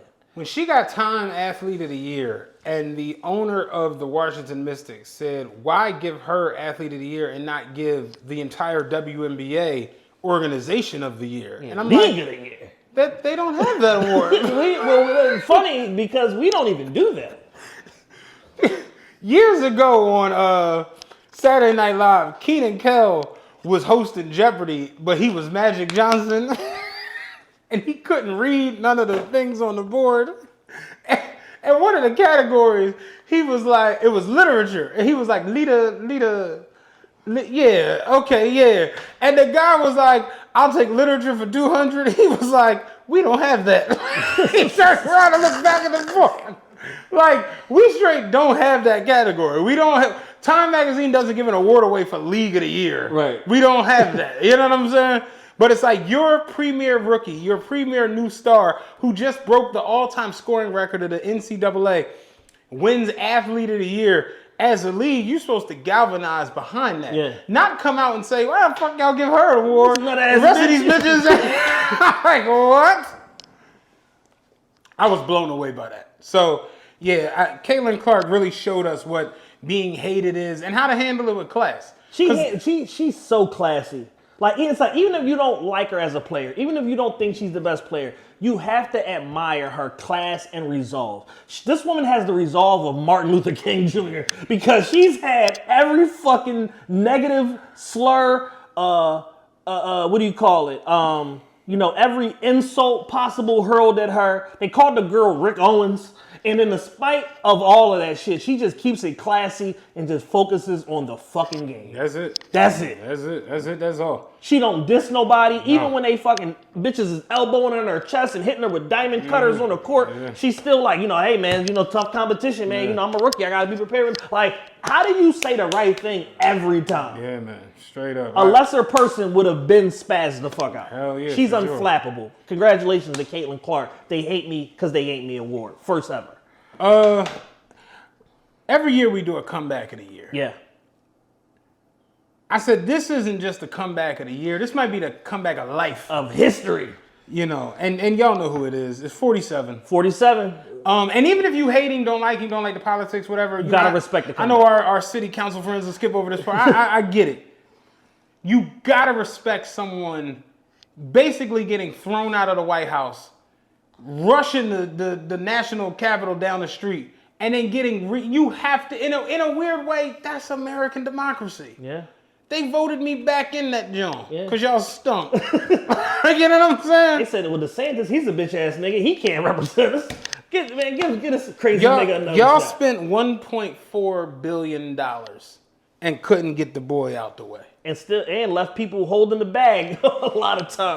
Motherfuckers got to threaten y'all. Got some all kinds of crazy outstanding shit. Yeah. Like shit crazy. So to see that and see him get back in, and then the way that they got back in, where you talk about the first time a Republican has won the popular vote in 20 years. Yeah. It's just like, damn, Donald Trump really pulled up the greatest comeback we've ever seen. Somebody on CNN that night was like, this ain't the greatest political comeback, it's the greatest comeback. Like the 16 Cavaliers, Donald Trump. Like, you know what I'm saying? Like, this is like crazy. The red wave was so serious, and this is an underrated part of these elections that nobody talked about. Number one, he won like 98% of the counties across the country. The second thing is that blew me away. For the first time in like 30 years, Los Angeles County elected a Republican DA. Because they said, you know what? It's time for a change. This shit is fucked up. We need to start throwing these crazy motherfucking niggas and Mexicans in jail again. And and stop being fucking prisoners in our own city. You got all of this wealth here. You got all of this affluence, all of this affluence and all of this influence. And we can't even fucking enjoy it because the city is under siege. Let's get somebody in here that's going to prosecute these motherfuckers properly so that our quality of life can go back up. Right. So with that being said, the comeback of life, 45/47, Donald J. Trump. I still can't believe that they won that shit the way they won it. Them sneakers is ass. Sneakers stunk, but you know, you came back. You did that. You know what I'm saying? They tried to smoke him 3 times that we know about. Yeah. One time he got clipped.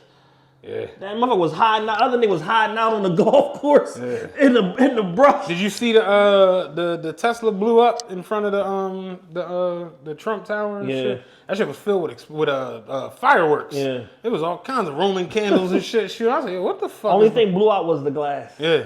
Crazy, right? That fucking Cybertruck is indestructible. Yeah. If I ever gotta go on a suicide mission, I'm taking a Cybertruck. You see Elon Musk was like, told you. Told you, hey, man. Shit ain't no joke. And real quick on the Donald Trump point, shout out to Patrick Bet-David because months ago he successfully said that the minute that Trump gets elected, the new division tactic from the left-wing media is going to be to say Elon Musk is secretly the president and Donald Trump is capitulating to him and he's the one calling the shots and all of that shit. I saw a billboard on 95 the other day that said President Musk on it with fucking Donald Trump like whispering to fucking Elon. You know what I'm saying? Like, so him successfully calling that was a great political call. To that point, we're here at the MVP. Last one of the man. night. MVP of 2024. First nomination, Elon Musk. You know what I'm saying? Yeah. Second, Joe Rogan. Shannon Sharp. I don't know how he made it in there, but you know, whatever. Got in there. Yeah, you know, do your thing. Kendrick Lamar. Taylor Swift. Deion Sanders. Charlie Kirk from Turning Point USA. Luigi Mangione, again. Who was also nominated for Hater of the Year. Hey, man, depending on what side of the coin you land on, you might be the hater, you might be the MVP. Because he sparked a conversation. Yeah. That, you know what I'm saying? And then the Yeezy Wet tank top. And bodysuit. I haven't seen the bodysuit. Yo, there's a bodysuit. Oh, there's a bodysuit. Okay. Gotta tap in. Yeah, that motherfucker yanking too. I know where I'm leaning in this. I'm curious to hear your thoughts because this out of all the awards, this is the one I didn't really like. I was just like, I will get to it. You can make a case for everybody on here. You Absolutely. can make a case for Elon Musk and what he's done with Tesla stock, what he's done with his his Joe Rogan interview. But then when you bring that up, you have to bring up Joe Rogan. Joe Rogan, to me, kind of like, not even his endorsement, but his triple, that J.D. Vance, Donald Trump, Elon Musk, those 3 interviews. The best media of the year. It kind of just set everything to where people kind of saw a difference in the way those guys and the other side were willing to just talk. Yeah, transparency. Just transparently talk. Like, and Joe Rogan, on his own, even down to him telling the Democratic Party, I'm not coming to California. Y'all coming here. We doing 3 hours. We not doing 40 minutes. Like, y'all fucking up the format. Right. Shannon Sharp, with what he did with Cat Williams at the beginning of the year. And his Country Wayne interview. I was about to say Monique and Marlon Wayans, getting at Vlad. Like, Shannon Sharp did a lot this year. Even going over the First Take. He's done a whole lot. Kendrick Lamar, that goes without saying. Yeah. Taylor Swift, again, goes without saying. Deion Sanders is my personal pick in this because Deion Sanders, being a coach is a lot more than just picking up a headset and screaming at some players. Absolutely. You have to care. And you have to be a leader of young men. You have to care. Deion Sanders has cared at every level. And you see now all of these, black players who are popping up and being coaches, and they kind of stink. It seems like they doing it just because it's like, oh, that's the new wave. Deion was this. Oh, y'all out here caring about kids? Deion was this at the middle school level, at the high school level, his prime camps and all of that. He went to Jackson State and straight revitalized the entire city. That's a fact. Fuck the college, the city. Yeah. He went to Colorado and did it on a grander scale to the point where his team now is competing for national ranking, and he straight built up his son into what might be the number 1 pick in the draft, and he built up Travis Hunter into a Heisman winner. He brought a Heisman winner from Jackson State to Colorado. Those 2 schools in Heisman do not go together. At all. So I just look at Deion Sanders. When you talk about valuable, and Travis Hunter got up there and said it, bro, you changed my life. Like, if it wasn't for you, I don't know. Like, you straight changed my life. Right. So Deion is my personal pick in this. And not to mention taking a team from 4-8 to 9-3 this year, competing for a conference title, like the whole playing in a bowl game. And they just got the number 1 lineman in the portal and shit. Yep. So it's like, they're gonna get better. Charlie Kirk, you can make the point, but what he did on those college campuses leading up to the election. He was doing 60 million views a day on TikTok. You can line it up to say Charlie Kirk just flipped a lot of the youth, and knowing that the youth is what outweighed the voting for Donald Trump. Luigi Mangione, granted, you killed the guy, but it's like you sparked a conversation around healthcare and it being a publicly traded thing to make money in the United States. And as a result of Luigi doing what he did, not saying that I co-sign it, but a result of him doing what he did, a lot of healthcare companies backed off some of their predatory fucking practices because they didn't want to end up being the next motherfucker to get greeted at 7 a.m. walking into their office. And then the Yeezy wet tank top, them hoes just look good. Hey, man, you gotta have some fun around, You need a one-piece. Yeah. Serving looks, as y'all say. For me, out of this, I'm gonna go Joe Rogan, Kendrick Lamar, Deion Sanders. Those are my 3. Yeah, just in a process of elimination, I was Kendrick, Deion, and Charlie Kirk. Okay. Obviously, all for different reasons or whatever. When I look at the year that Kendrick had, there's something to be said for taking out the king. And in rap, we see it more often than a lot of industries where there's a clear winner. Like Nas was a clear winner against Jay-Z. 50 was a clear winner against Ja Rule, who at that point was the reigning fucking king of hip hop and R&B because he was selling more records than Jay and DMX at that fucking time. So with that being said, and capping it off where it's like, all right, is he going to bring it home in terms of all the other stuff that it takes to wear the crown? I think that he did in terms of the tour, putting the album out, Super Bowl, all of that shit. Like, it's hard to ignore. And it's like, even if he's not your cup of tea musically, when you look at the trajectory from Like That to GNX, release on November 20th or 28th, whatever the fuck that day was, even when he was silent, people still were like, the silence is deafening and we feel like something like, you know what I'm saying? Like, so his mythical stature and boogeyman stature he lived up to the billing this year. The only pushback I have with that is I don't think the king is dead. No, the king is not dead. And I think that's evident by today with that freestyle leak where it's got the internet in an uproar and people are just like, yo, this nigga can rap, dog. Like, you know, and that was my only reasoning in not saying Kendrick, where I would basically take a Charlie Kirk or Joe Rogan over you because it's like there's still a hanging question mark. Now, your year was phenomenal. Yeah. You were definitely the most valuable motherfucker in hip hop. There's no argument about that. But I think for me, I look at Deion and I'm just like, yo, you really got that kid a Heisman. Yeah. That's crazy. He did the impossible. Like, I think Deion getting Travis Hunter a Heisman is way crazier than Kendrick out-rapping Drake. Yeah. Because it's like we kind of just knew already Kendrick is on the 88th, you know, realm of Nesbala. You know what I'm saying? Like, we knew that already. So, and Joe Rogan, we know he's the king of podcasting. Yes. So, now I didn't see that coming with that J.D. Vance Trump, that trifecta shit. That shit was like, whoa. And then his joint with Fetterman was good too. It was like, whoa, you know what I mean? So, listen, I was making the case for Kendrick. You want to do co? I would do a co. I was down to just give it to Deion. Because Deion getting him a Heisman is nuts. Yeah. Because he's not supposed to get that. Not being at if Deion doesn't never leave and go to Jackson State, that never happens. Right. Because they just don't give Heismans to those schools. Yeah. You know what I'm saying? Yeah, there's a domino effect of his decision making that leads us to this moment where one of your two sons, your real son and your adopted son, are about to be the number one pick in the draft. Mm-hmm. On top of a Heisman, on top of completely flipping the record, on top of the fact that Colorado didn't even have the money to fund your contract when you got there, and you brung the economy with you.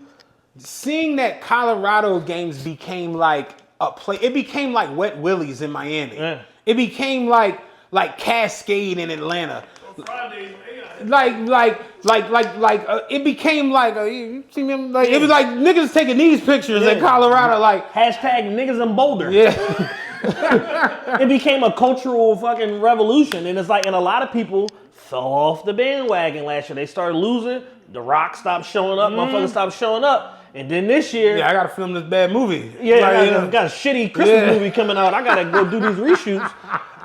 And motherfuckers basically had to eat their words because he turned around and, you know, and if it wasn't for a few mistakes, they're easily 10-2, 11-1. Mm-hmm. That's because that's just a mental thing of like trying to coach these kids up to get everybody to Travis and Deion and Shador and Jimmy Horn Jr.'s level. Deion went out there and put insurance on all them kids going into the bowl game. Yeah. Like, it's Deion. It's Deion. We tripping. You know, it's Deion. You know what I'm saying? I'm sorry. It's Prime, most valuable player of 2024. That's a wrap. You know what I'm saying? Love Kendrick, what he did. And this is me as a Drake fan. I love the year you had. I love Joe Rogan.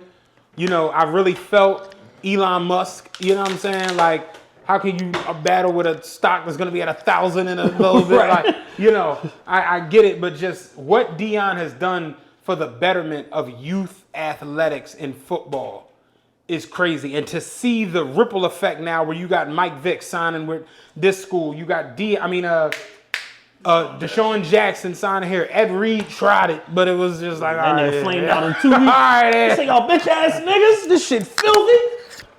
I'm gonna fuck the AD up. He said, yeah, I'm cursing. I'm mad. I said, all right. Ed Reed went full Dane County on everybody. But that's it. 2024 TRPE Awards, 7th annual, man. We appreciate y'all rocking with us, man. Look forward to more dope content as, you know, this month and as this year progresses on, man. A lot of different stuff, man. We're going to be getting into vlogging more this year, out in the field, stuff like that, chronicling different things we got going on. Dog, black people bowling. Oh, my God. That has to happen. Oh, my God. It's so funny to see black people bowling. So, yeah, black people bowling, you know, more interviews, more, you know, rundown style shows. Even down, like you said, us riding the bus. Yeah. That type of shit works. You'd be surprised, man. I'm telling you, seriously. People get content out of the dumbest shit. So, yeah, we'll be back. I had a good time. We out. Peace.